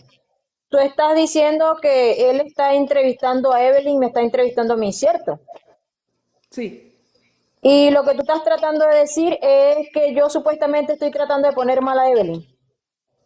Estás poniendo la imagen de todos los venezolanos. Cuando ustedes lo entrevistan, en la televisión, me acuerdo cuando... Sí, mira, ellos no quieren nada bueno contigo. El medio solo lo que quiere es agarrar rating. That's it. Cuando Univision va para los hoteles y ustedes están afuera y ustedes empiezan a hablar, no, que no estamos durmiendo con cama, que no estamos durmiendo con esto, que aquello. Estás poniendo a todos los venezolanos que hemos venido aquí a trabajar duro. Es mejor quedarse callados y en vez de mostrarnos, ponernos mal como los venezolanos que somos gente trabajadora, claro, hay gente mala. Y en toda la inmigración hay gente buena y gente mala, papi. Pero cuídate de Ok, esta gente, te lo digo. I'm ok, telling you. pero mi pregunta es, ¿qué es lo que tú estás tratando de decir? ¿Que yo estoy poniendo Venezuela en mal? Te estoy diciendo que cuando tú hablas de más, puedes poner nuestra imagen mal. What? Ok, ¿Por qué, tú, tú, por qué tú, inmigraste? ¿Por qué escúchame, inmigraste?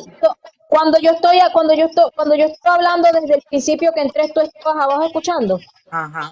Good question. ¿Qué Rosa, dijiste? No, I'm I'm sorry, sorry. Rosa. I'm sorry, Rosa. You just got almost to the end. We have been doing this since the beginning of the week with Evelyn, who accepted a vegan's interview. Everything was going fine until I myself, who is a social worker and have dealt with immigration for a while, realized immediately that she was a fraud. She was a fraud. And then this Chris, somehow she was in the she was listening to the conversation. She said, no, she's telling lies, and when you go to her site, it's true. All that she's doing is dancing and this and that, and she made out a lot of stories. And what did Chris did?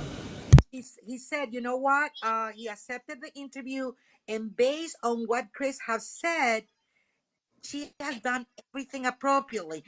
I've been here for 34 years. Vegas also Venezuelan American, just like probably you are. I am Venezuelan American. The last thing that we want is to left Venezuela in a bad shape. It's all the country. We're exposing the reality of what's going on. Hold on, Lou, for 1 second. By the way, this live's been over 3 hours now, so I'm not sure if Rosa was joining the live since we started. But So you're Venezuela, Lucero? I Yeah, don't know. Okay. Lou, yes, So I am. Luz.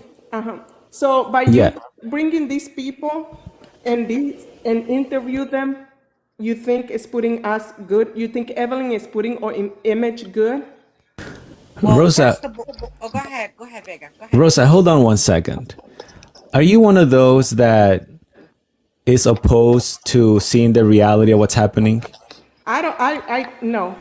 I see the So reality. so And then you got so it then good. so then when we have migrants that are here with entitlement mentality that want to take advantage of the system, we shouldn't report them because We should have kicked him it's a out. negative light. We should have kicked him out. We should kick him out. If And they're here and how are they they have gonna get weapons, kicked we should have out? kicked him How are they out. gonna get kicked out, Rosa? Well, the government needs to. When you listen, when you come here, when you come here, like my cousin, like my everybody that I brought, Forget about they your say, cousin for 1 second. How will and we kick them out? so you go into an interview and they check your papers and everything. So That's the when they ideal check your situation. paper, they can kick you out right there. No, they don't kick you out. They're still That's here. that's exactly why we're talking about that. We're Because exposing what you don't exactly. see in the mainstream media. You Correct. don't see stuff like this in the mainstream media. So you're telling us not to do this interviews from the direct source. Are you one of those that if I sit here on my live and I say, oh, these Venezuelan migrants are doing this, and you're going to come here and say, oh, that's not true, that's not happening? Are you one of those? No, I said Okay, it's because happening. There's bad and good, but you because guys are I'm giving you, you guys Rosa, focusing more on the bad than good. Rosa, I'm giving you the proof directly from the source. And over 3 hours, Chris has shared her story. And she Okay, has told us, can you let me list more finish, let me people from the finish, shelter let me that finish. are being out and work good Hold on, and they need let out? me finish. Chris has shared her story of how she is completely different than Evelyn. So in essence, I'm actually showing my crowd here and everyone that's going to watch this after it's posted online that there are actually good migrants like Chris that come here not to suck up from the government, that come here to work hard and be independent.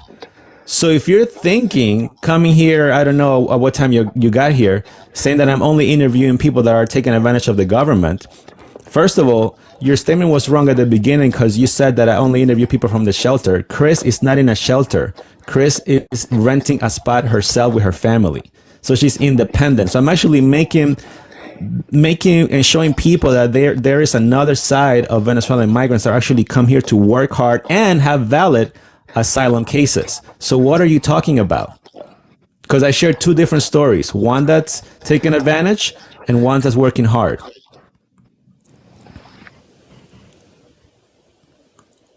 I don't know. I think Rosa is too emotional. I think that, like every Venezuela, do you think that it doesn't hurt me the way that it's going on, especially dealing with my population? It hurts, but the reality is, you just said it. You just said that something about California, that we already know what's going on in there with all the population and whatever. But the point in here, it was a coincidence that probably Vega brought two Venezuelans, but it could have been somebody from another nationality. We were exposing how they getting here in such a way. And I don't know if you are a Democrat or Republican, but I myself blame this government, the way that it has been so disorganized with immigration. And look, maybe we're having a lot of people from the Middle East already, ready even to attack us, because the way that they are doing their checked up points in their investigation and their paperwork is not working. Look at, as we speak this week, I was watching the news yesterday. There were people coming like a herd. And that doesn't stop. What's going on? It is affecting your taxes. It is affecting my taxes and everybody else's taxes. However, with this woman, she was doing, or she is doing the right thing. The other Exactly, one, she's not. doing the right thing. If but I think Lou, what her excuse me, I think Rosa's point of view is that I'm seeking out their migrants, like she said. Oh, the migrants that are in the shelter. No, this is No. what happened. It is no lie that there's a good number of Venezuelan migrants, Yep. because you don't see Ukrainian migrants, you don't see Nigerian migrants Oh dancing yeah, in the there were a lot of shelter. Africans there. Let me speak. Hold on. You don't see a lot of them. You don't see a lot of them dancing in the shelter, going to nightclubs, saying that Father Biden is sustaining them, that they're happy about that they're here to make money and come back when they're seeking asylum. You don't see a lot of them posting that on TikTok themselves. So I'm not posting them. They are posting it themselves. So this Correct. video came across me of this Evelyn girl, where she's saying all of these outlandish statements. I invite her to an interview to share her story respectfully, because I never disrespected her during the interview. And she accepted again. And I said it at the live that time, and I'm saying it today. I am not exposing anything they haven't posted already. I'm just re-asking to make sure that what she believes, what she said in those videos, is what she believes. And I asked her to come to the interview. She said yes. She showed up. She stayed throughout the whole live, and she answered all the questions she wanted to answer. There were some questions that she didn't want to answer, and I said, okay, we'll move on to the next questions. I'm not forcing them to come here. During Vega. that live, during that live, Chris joined, and Chris wanted to expose Evelyn for lying on a lot of things. So Evelyn said, don't bring him up. I didn't bring him up until she left, because my show is not going to be the Jerry Springer show either, okay? So she left, and then I let Chris come back, but he came towards the end, so I said, let's have this conversation on another date with more time, and here we are today, sharing her story, and her point of view, or her opinion that's opposing Evelyn's opinion, which we've seen that there are some migrants like Chris that are good migrants that come here to work hard and have a valid case. So I'm not sure where you're coming from, that I'm like seeking out shelter people to show that they are bad. If that's what you're thinking, that's totally wrong. But that doesn't mean doesn't deny the reality that most migrants are taking advantage of the system today. And that's a reality. If it hurts you, it's too bad, but that's the truth. And I'm here to expose the truth. I'm going to continue to do it, because Well, it's the truth. Does it hurt the image of? Does it hurt? Immigrants that are using the system right I now? will. I will. If Not there's only an, Venezuelan. I hope you didn't get say. a- I didn't say it's all Venezuelan. I said most right now are. If there's an upturn within the next 6 months that shows Nigerian migrants, or whatever, any other migrant that's running away, Chinese migrants, whatever, then I will go and seek that and report that as well. But right now, the data that we're seeing right now, most are Venezuelan and most are Correct. taking advantage of the system. And when they get interviewed, you And you know ask they cannot them, get food stamp and none of that, right? you You cannot get a food stamp. As you an cannot get outsider. food stamps. You should No. go check my channel Yeah. because there's been federal workers here that they have gotten Not in food stamps. Texas. Not in Texas. Not all of them, but some of them have gotten benefits. And even though they're not supposed to, some of them have gotten benefits like Yeah. rent, like housing, like food, and even some of them have gotten money too. Again, we're not generalizing everyone because Chris is the perfect example of the difference. She's not getting assistance from the government. You can see right there, she's in her apartment. She's not in a shelter. So I'm just bringing the reality to life here because you're not going to see this on CNN. They're not going to report this on CNN. So you got to go and get it yourself. And by the way, I don't need to be doing this. I could be here in my nice house chilling, playing video games, but I care about this country because it has given me a lot. And when I see the nightmare that's happening out there and it's not being reported, then I'm like, you know what? I'm going to do it myself. Were you born here? And it doesn't matter if I was born here. No, because I'm an when you talk American. about immigrants, Rosa, I am an immigrant. You said I you am were an from immigrant. Venezuela, right? No, I've said it in mostly all my videos. I am an immigrant. I'm Venezuelan American. I'm pro-immigration. I'm Venezuelan American, pro-immigration, but I'm not pro crossing the border and getting all these benefits when there are other immigrants that are waiting in line. Rosa, are you Okay? from Texas? Do you live in Texas? Yes. Okay, so you are very fortunate. You are very fortunate that you live in Texas. Now, we live in the Northeast, and those are being the sanctuary states. Is that right? So I understand as a Venezuelan that you, just like me, I understand you're hurt and I understand. But the reality is that if this situation, it's right now, I mean, even the governor of Texas said it very clearly. I mean, I started busing all these people because the government is not helping us out. And as you understand, Texas is a Republican state, isn't it? Yes. Exactly. So it's very nice for you to discuss and to feel the way that you feel from that perspective and from the state of Texas. But ask a New Yorker, ask a New Jerseyan, ask somebody who have been affected uh, with all this the way that the administration is handling immigration. They will eat you up. So do your homework. I think the Vega is doing a great job. I mean, this girl right here, I mean, is the typical, as you know, is the typical person that we want in our country. And the other one was exposed. And guess what? When she really was exposed, she didn't want to, she even told the host, don't bring this up.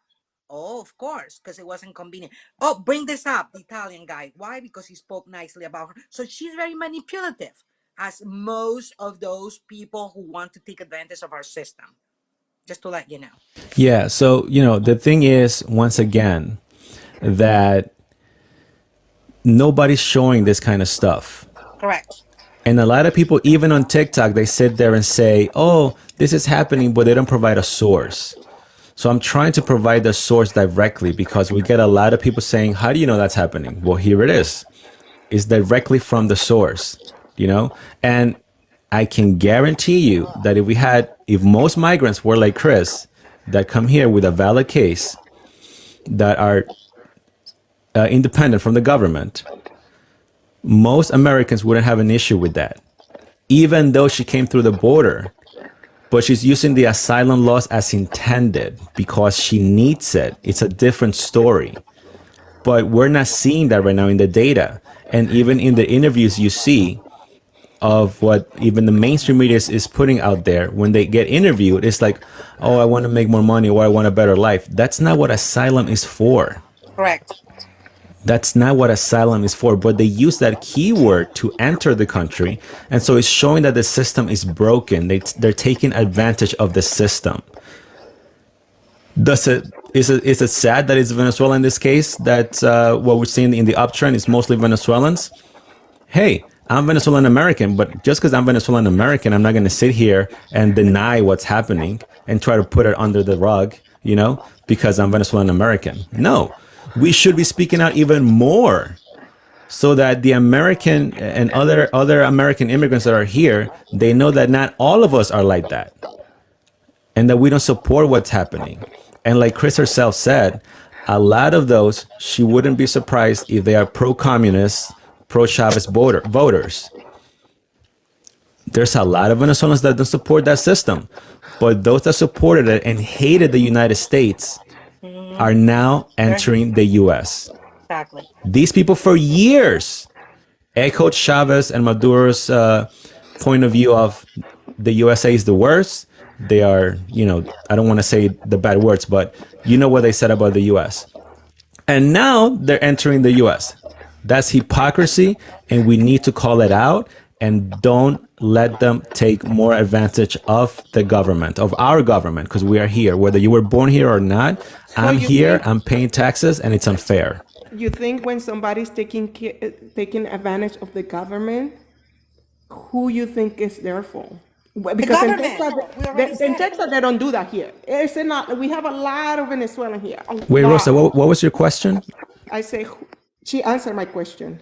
Vega, it was Vega. Lucy, Luz. Yeah, she said that who's the I couldn't hear her fault of all question. this immigration situation? Our government. I already said it. This government has created all this disaster. I'm sorry to say. I mean, Yeah. there's somebody from New York in here that I would love to hear. I mean, because honestly, Rosa, New Yorkers are so upset, and I don't blame them. Yeah, I think Rosa, the thing with Rosa is that look, Rosa, I get where you're coming from. You got to this live and you saw this, and maybe you saw the other interview, but maybe you haven't seen all of my videos and all my lives. I've actually had federal workers come here and expose what they are going through from their higher ups. So the fault is the government, yes, but I'm not sitting here attacking Chris. I didn't even attack Evelyn either. I'm exposing the process of how the system is being taken advantage of. But I cannot have Biden sit here as a guest. That's not going to happen, But this is so that the American people can see, and all of us, myself, I've learned a lot during these lives, how the system is broken and how the other end, which is the migrants, they know already what keywords to use. Exactly. To be able to take advantage of the system. And so when people come say they are doing it legally, technically on paper they are, but it's being abused for those that really need it. And then the government, because it's on paper, under this administration, is allowing it to continue. So we blame the government, right? But the other side knows how to take advantage of it. And by the way, on Monday, I'm going to have a nonprofit worker from the East Coast come here, and I'm going to interview her of how her higher ups, and she also communicates with the state where she is, tell her to treat migrants different than citizens. On Tuesday, I'm going to have a federal worker that works with benefits. She's going to tell us how higher ups tell her to break the rules for migrants. So to answer your question, Rosa, yes, it is the government's fault. And I'm also bringing those people here if they show up, of course. But they did one time. I believe they will again. Also, So I'm exposing the whole system. Go ahead. I don't know if Rosa knows that the mayor of New York, he himself mentioned specifically Venezuela immigrants being the main load and the main problem of New York. Now, I'm not going to blame the immigrants again. I blame him because he's a politician. And then he himself said, I cannot get more help from the federal government. They left me alone in this. Aha. They He don't want know money. what to do. They don't know what to do. Thank God that the governor from Texas, even though people hate him, listen, he's protecting his people and his border, but he's fighting against the system himself. So here we are, we're all being affected. I mean, in my particular case, I don't have my daughter's already a businesswoman and she's already out of the house. But I paid a lot of taxes. I mean, you got to see the amount of money that they take out of me. And guess what? I said, oh my God, how can that be? Guess what? Most of that money, yes, we need when there are emergencies, we need to help. But right now we have two wars. But the main word I think that we really need to take care of is this one with the immigration situation. Rosa, look, us as voters, Yeah, like you said, because I pay because taxes too, a lot of taxes. exactly, you're you're a And I Venezuelan am American. upset when people are saying food stamp and Medicare and Medicaid and everything, and I was like, So Rosa, so if you're upset why are about these that, people? so if you're But upset that's about that, governmental. but if you're upset about that, why would you come here and tell me that I'm doing something wrong? No, I'm just saying the image of us. But Rosa, Putting, it's the reality, Rosa. That's already It's broken. the reality. Are we going to hide under a mask? what is their reality? Like, That in your most opinion, Venezuelan migrants are taking advantage of the system. how much do you think is a percentage? In fact, It's unknown, but when you see the amount of people that you talk to and they interview right there, when they answer why are you here, most of them would tell you it's because we want a better job and a better life and a better work position. By the way, you can add to that the other migrants from other countries too, which I've said it in the past. You can see my videos where I've showed Nigerian man, Arab man. Okay, go Yeah. to my channel. Okay, where they say that the reason they're here is to get a better job. That's not asylum. That's not asylum.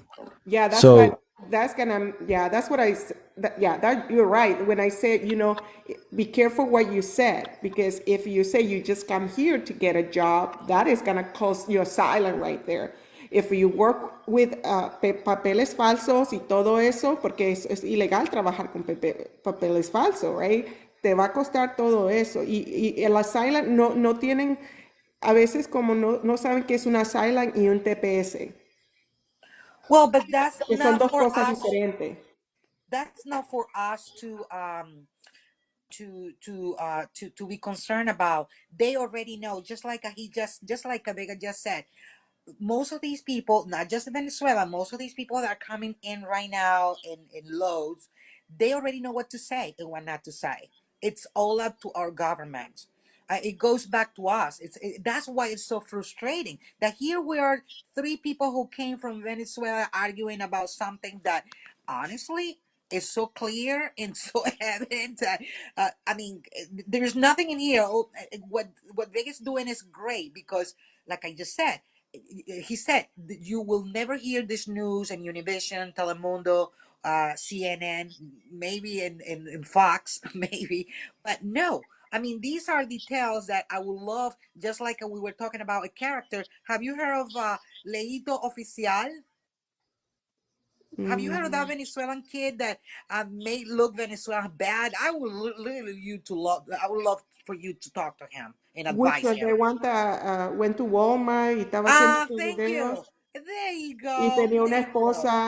tenía una Thank you. esposa. Yeah. That's the kind of immigrants that Venezuelan immigrant we don't want in here. Okay. Well, I have to go. I have to go finish cleaning my house.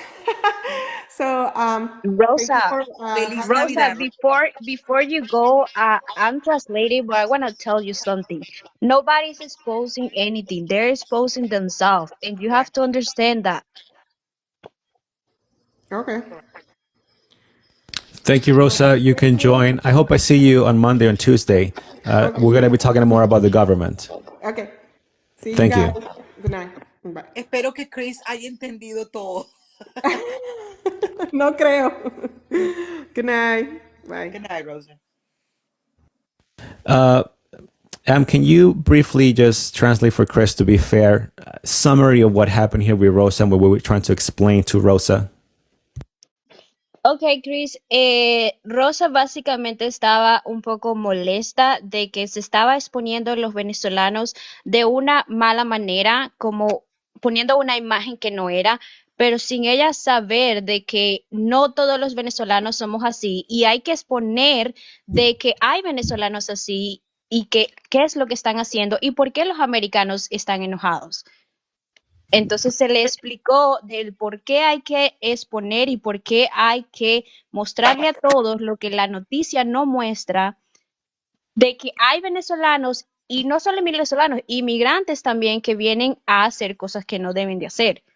Y no porque hacen cosas que no tienen que hacer, no hay que mostrarlo. Hay que mostrarlo. Hay que mostrar todo lo que está pasando para que todos estén informados de que hay cosas buenas y hay cosas malas. No todo es la mamá y el niño pasando por el borde. También hay delincuentes, también hay personas que quieren aprovecharse, también hay personas que quieren trabajar y surgir y quieren mejorar su vida, como hay personas que realmente vienen a hacer mal para acá.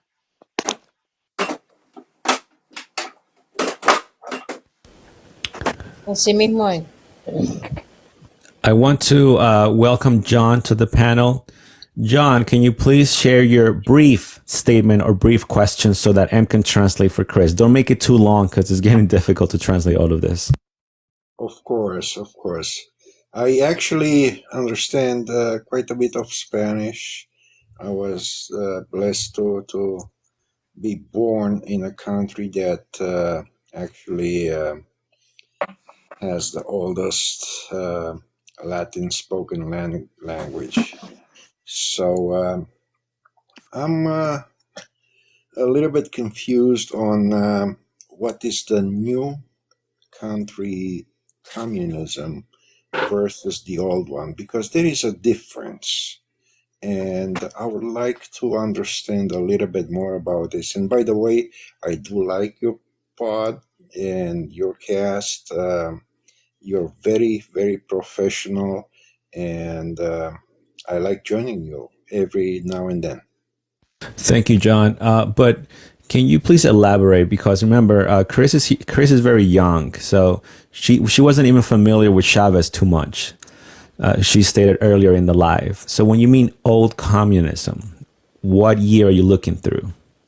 So I'm looking 70s, 80s.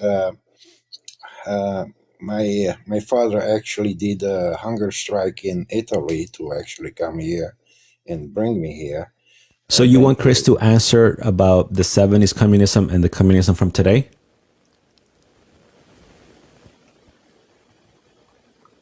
John? Yes. Is that your question? If she knows the difference from the 70s to today? Yes, because there is a difference. For example, when I was a child, like I mentioned before, I was born in a former communist country. I didn't worry to lock out my door. I didn't worry about a lot of other things. I'm curious of how the new communism today is in countries like Venezuela and so on. Oh, okay. I think she could speak to on the new communism. I don't know if she could speak to the old one, but Am, can you ask Chris here if she can share what it is like to live under communism Venezuela right now? If she can give us some details about that. Ok, Chris, John quiere tener más o menos como una idea de cómo es vivir en el comunismo ahorita mismo. You can give details. Y si puedes compartir algunos detalles de cómo se vive en un país comunista. ¿En qué sentido lo dice? ¿Un país comunista como en el que estamos ahorita, en dictadura? Yes. Bueno, no es bueno. En realidad no es bueno porque nos vemos en la situación en la que se ve Cuba, que tiene ya más de 60 años en dictadura.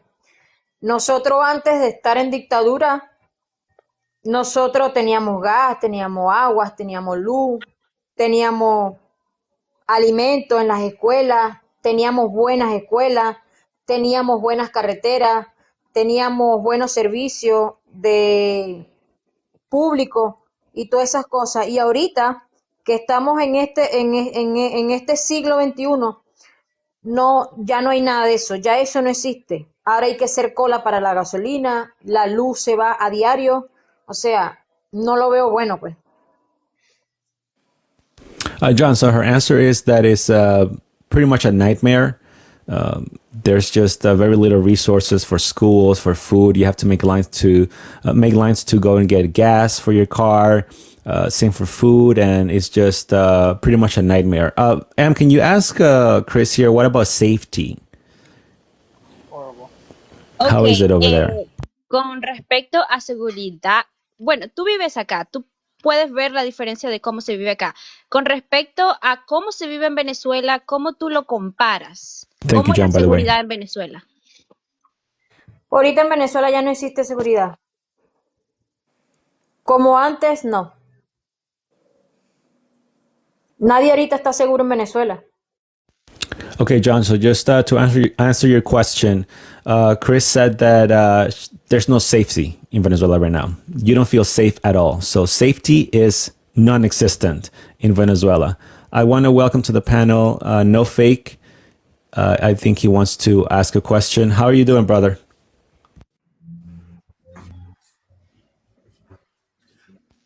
No Fake, welcome. Yes, sir. How you doing today, brother? Good. How are you? I'm doing good, man. I'm just passing through and I saw you were live, so I decided to jump in. And then John asked a question, and I was going to ask him a question, but he bounced out or you dropped him. I can bring him back. Yeah, Go that'd ahead. be awesome. Go ahead, John. So the question I have, because he was talking about old versus new communism and the difference. I'm confused. I didn't know there was a difference between old communism and new communism, because from what Chris just described, that sounds just like old communism. Well, the difference is, I'm sorry, I got bounced out and I had to rejoin. The difference is, when I was a child, I didn't have to lock up my house. Police officers had 3 bullets in their guns. One was in the air, one was in the legs, and then the other one was fatal. Bueno, te voy a responder por allá abajo. Si tú tienes las pruebas, muéstralas. Más nada. So I'm just saying. Sorry, guys. Just hold on. Just a little context here, because Evelyn, the other migrant, seems to have joined the chat, and she's making some accusations. So Chris just invited her to join. Just FYI. But go ahead, John. You can respond.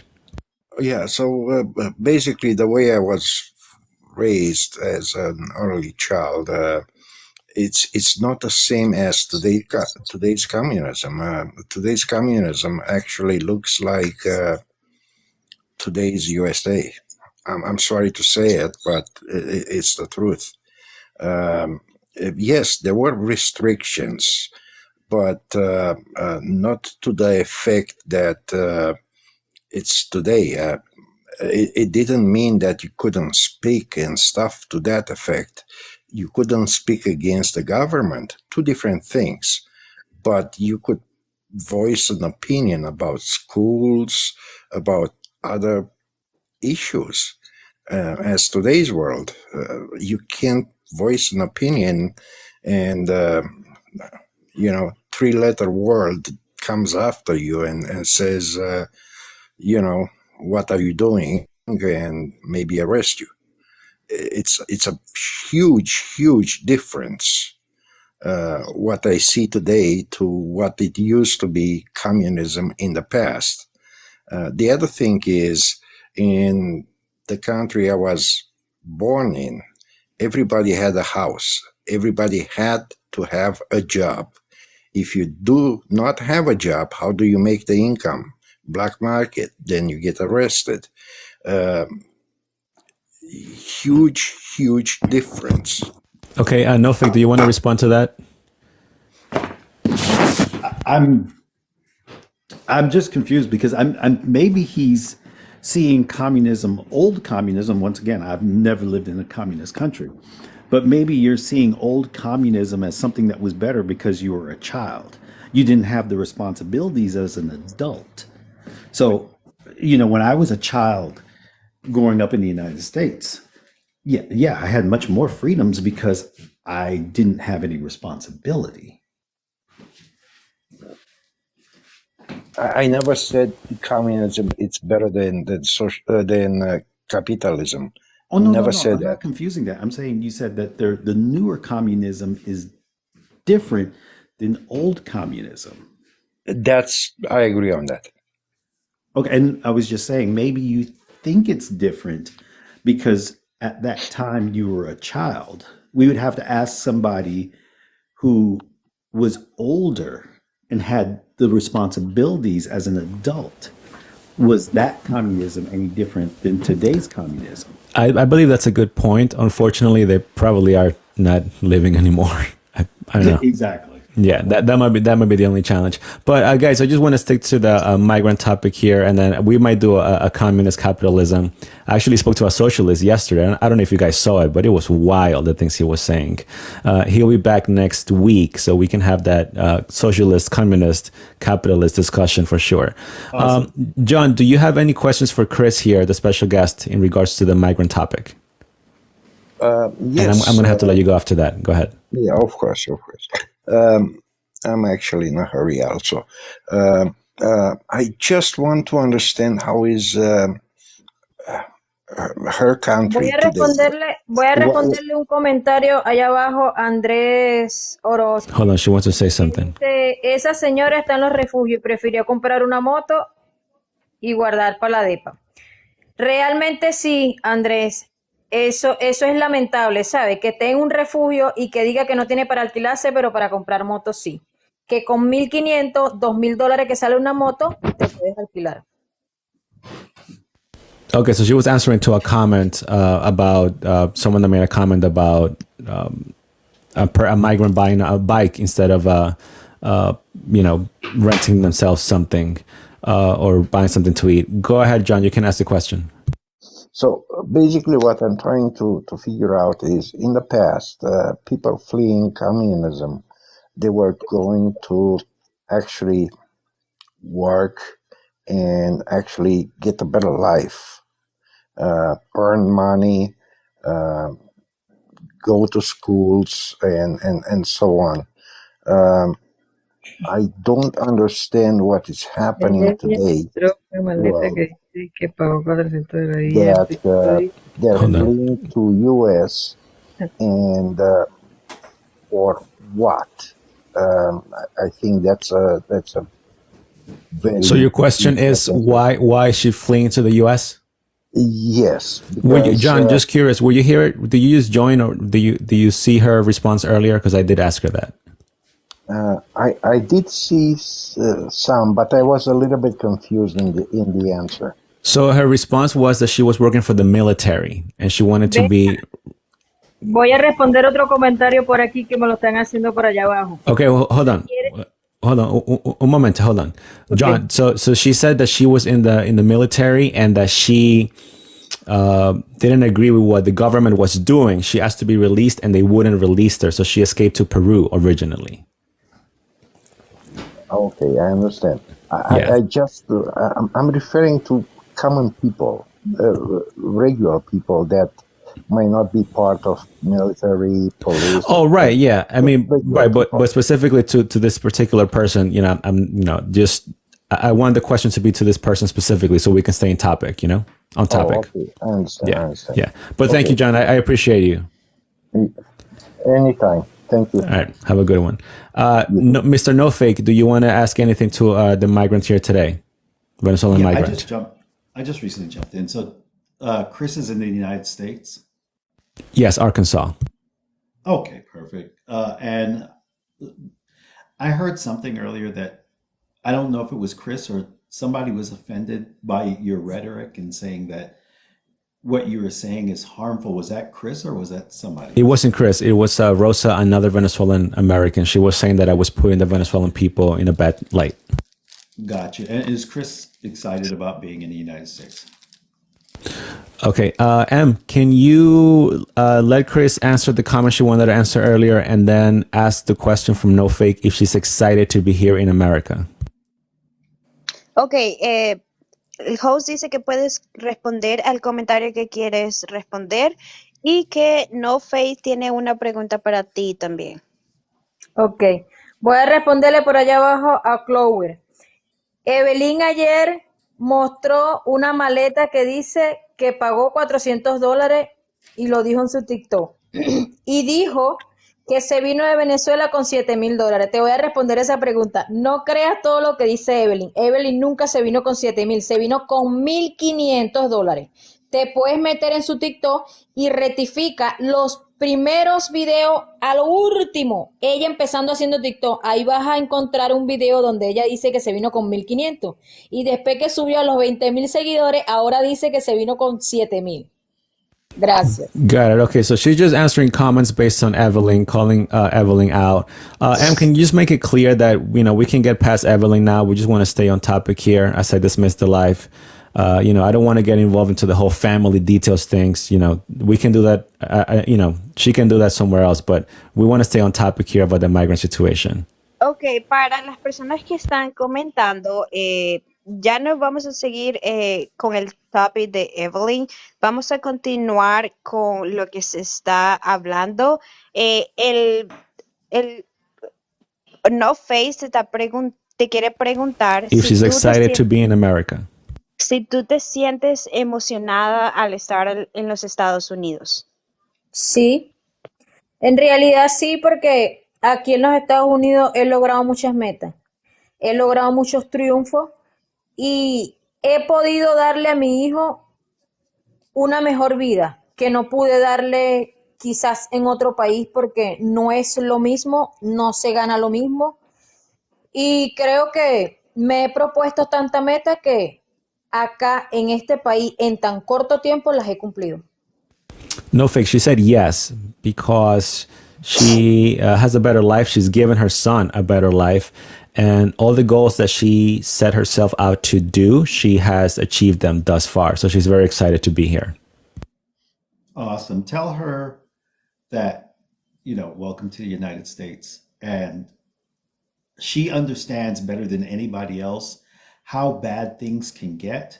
So it's her duty to protect what she has now. Go ahead, Em. Ok, No Faith te dice que bienvenido a los Estados Unidos y que tú como ya has vivido lo que viviste en Venezuela, queda de tu parte de proteger lo que hay acá en Estados Unidos y no dejar que lo que se vivió allá se repita acá también. Gracias. She said, thank you. Mr. No Fake, anything else you want to add to the migrant here as I continue? I'm going to dismiss the live. No, sir. I'm going to drop out. Just want to tell you thank you, brother. And as usual, you always had a great live. Thank you, brother. I appreciate it. Thank you so much. Okay. Lou, do you want to say anything here to Chris as I finalize this live here?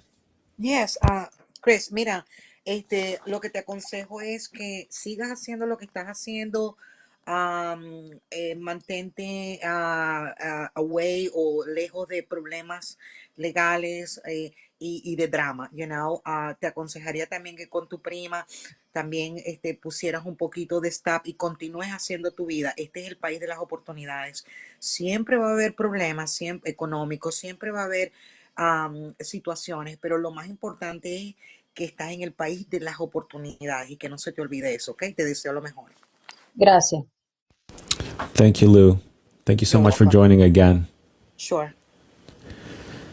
Okay, can you please let Chris know that I'm really thankful that she came here today and she did this interview for over 3 hours now. I appreciate her time, and she showed that indeed there are some migrants that need the assistance of the asylum process, and that some are hardworking people, and some don't want to take advantage of the system. So I'm glad that she came to give her side of the story and share her experience, and that she's welcome here anytime if she wants to discuss anything else or.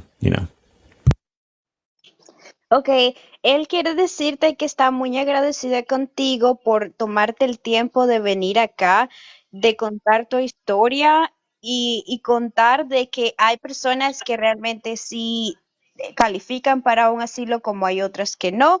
Y también hay personas que lo están haciendo y aún así están trabajando duro y saliendo adelante y que realmente que aprecia mucho de que hayas venido y hayas tenido más de 3 horas en el en vivo y hayas compartido tu historia. Gracias. Thank you so much. I appreciate it.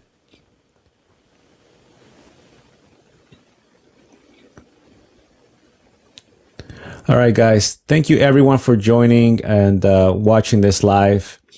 This was very special. I don't go live on Saturdays, but I did it just for today. Okay, and I have another guest, I believe, next Saturday.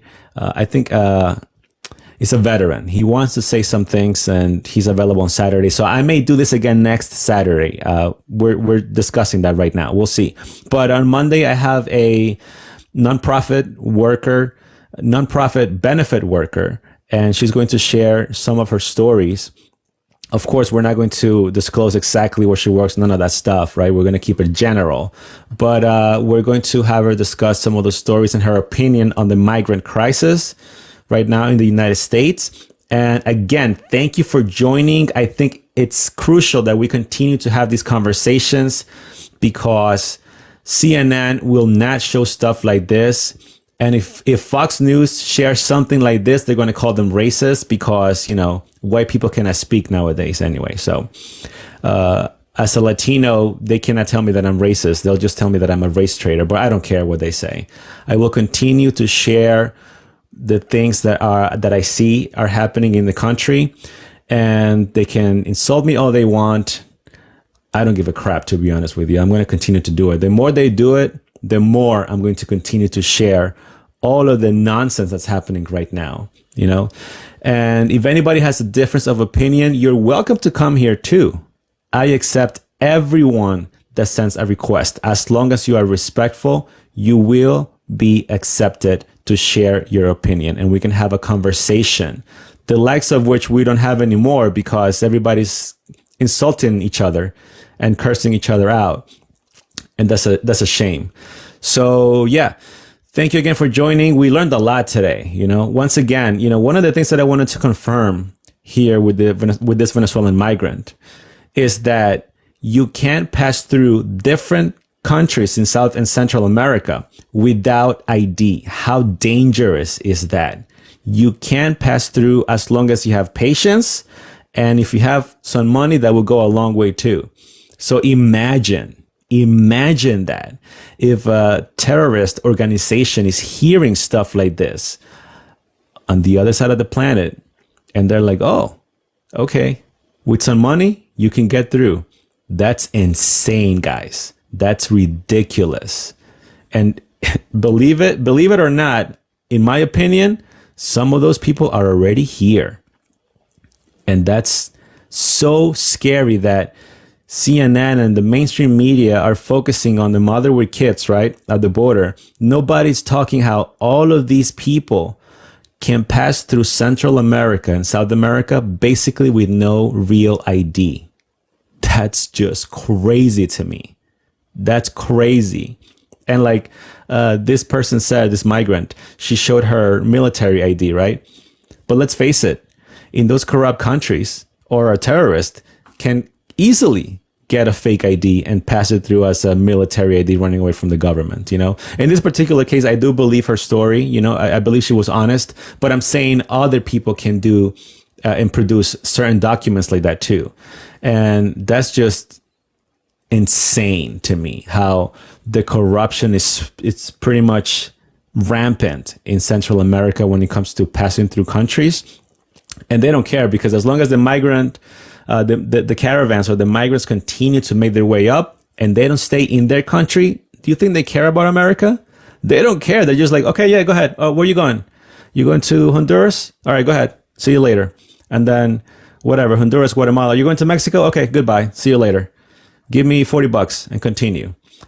And that's crazy. There's no security down there.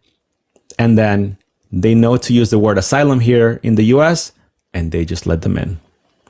So that's why I like to do these interviews with these migrants, because I highlight once again how you can go through with either some crappy documentation that's maybe wet or semi-wet, or just no documentation at all. And they just let you through, guys. They let you through. So, oh man, that's crazy. I'm in shock about that, to be honest, because I wanted to confirm it with her. Evelyn told us the same thing, the other migrant, that she saw some people that, if you have no documentation, they still let you through if you pay a couple bucks. Wow, man, so disappointing, so crazy. But yeah. All right, guys, thank you so much for your patience, and I will see you on Monday, 5 p.m. Pacific, 8 p.m. Eastern. See you guys next time.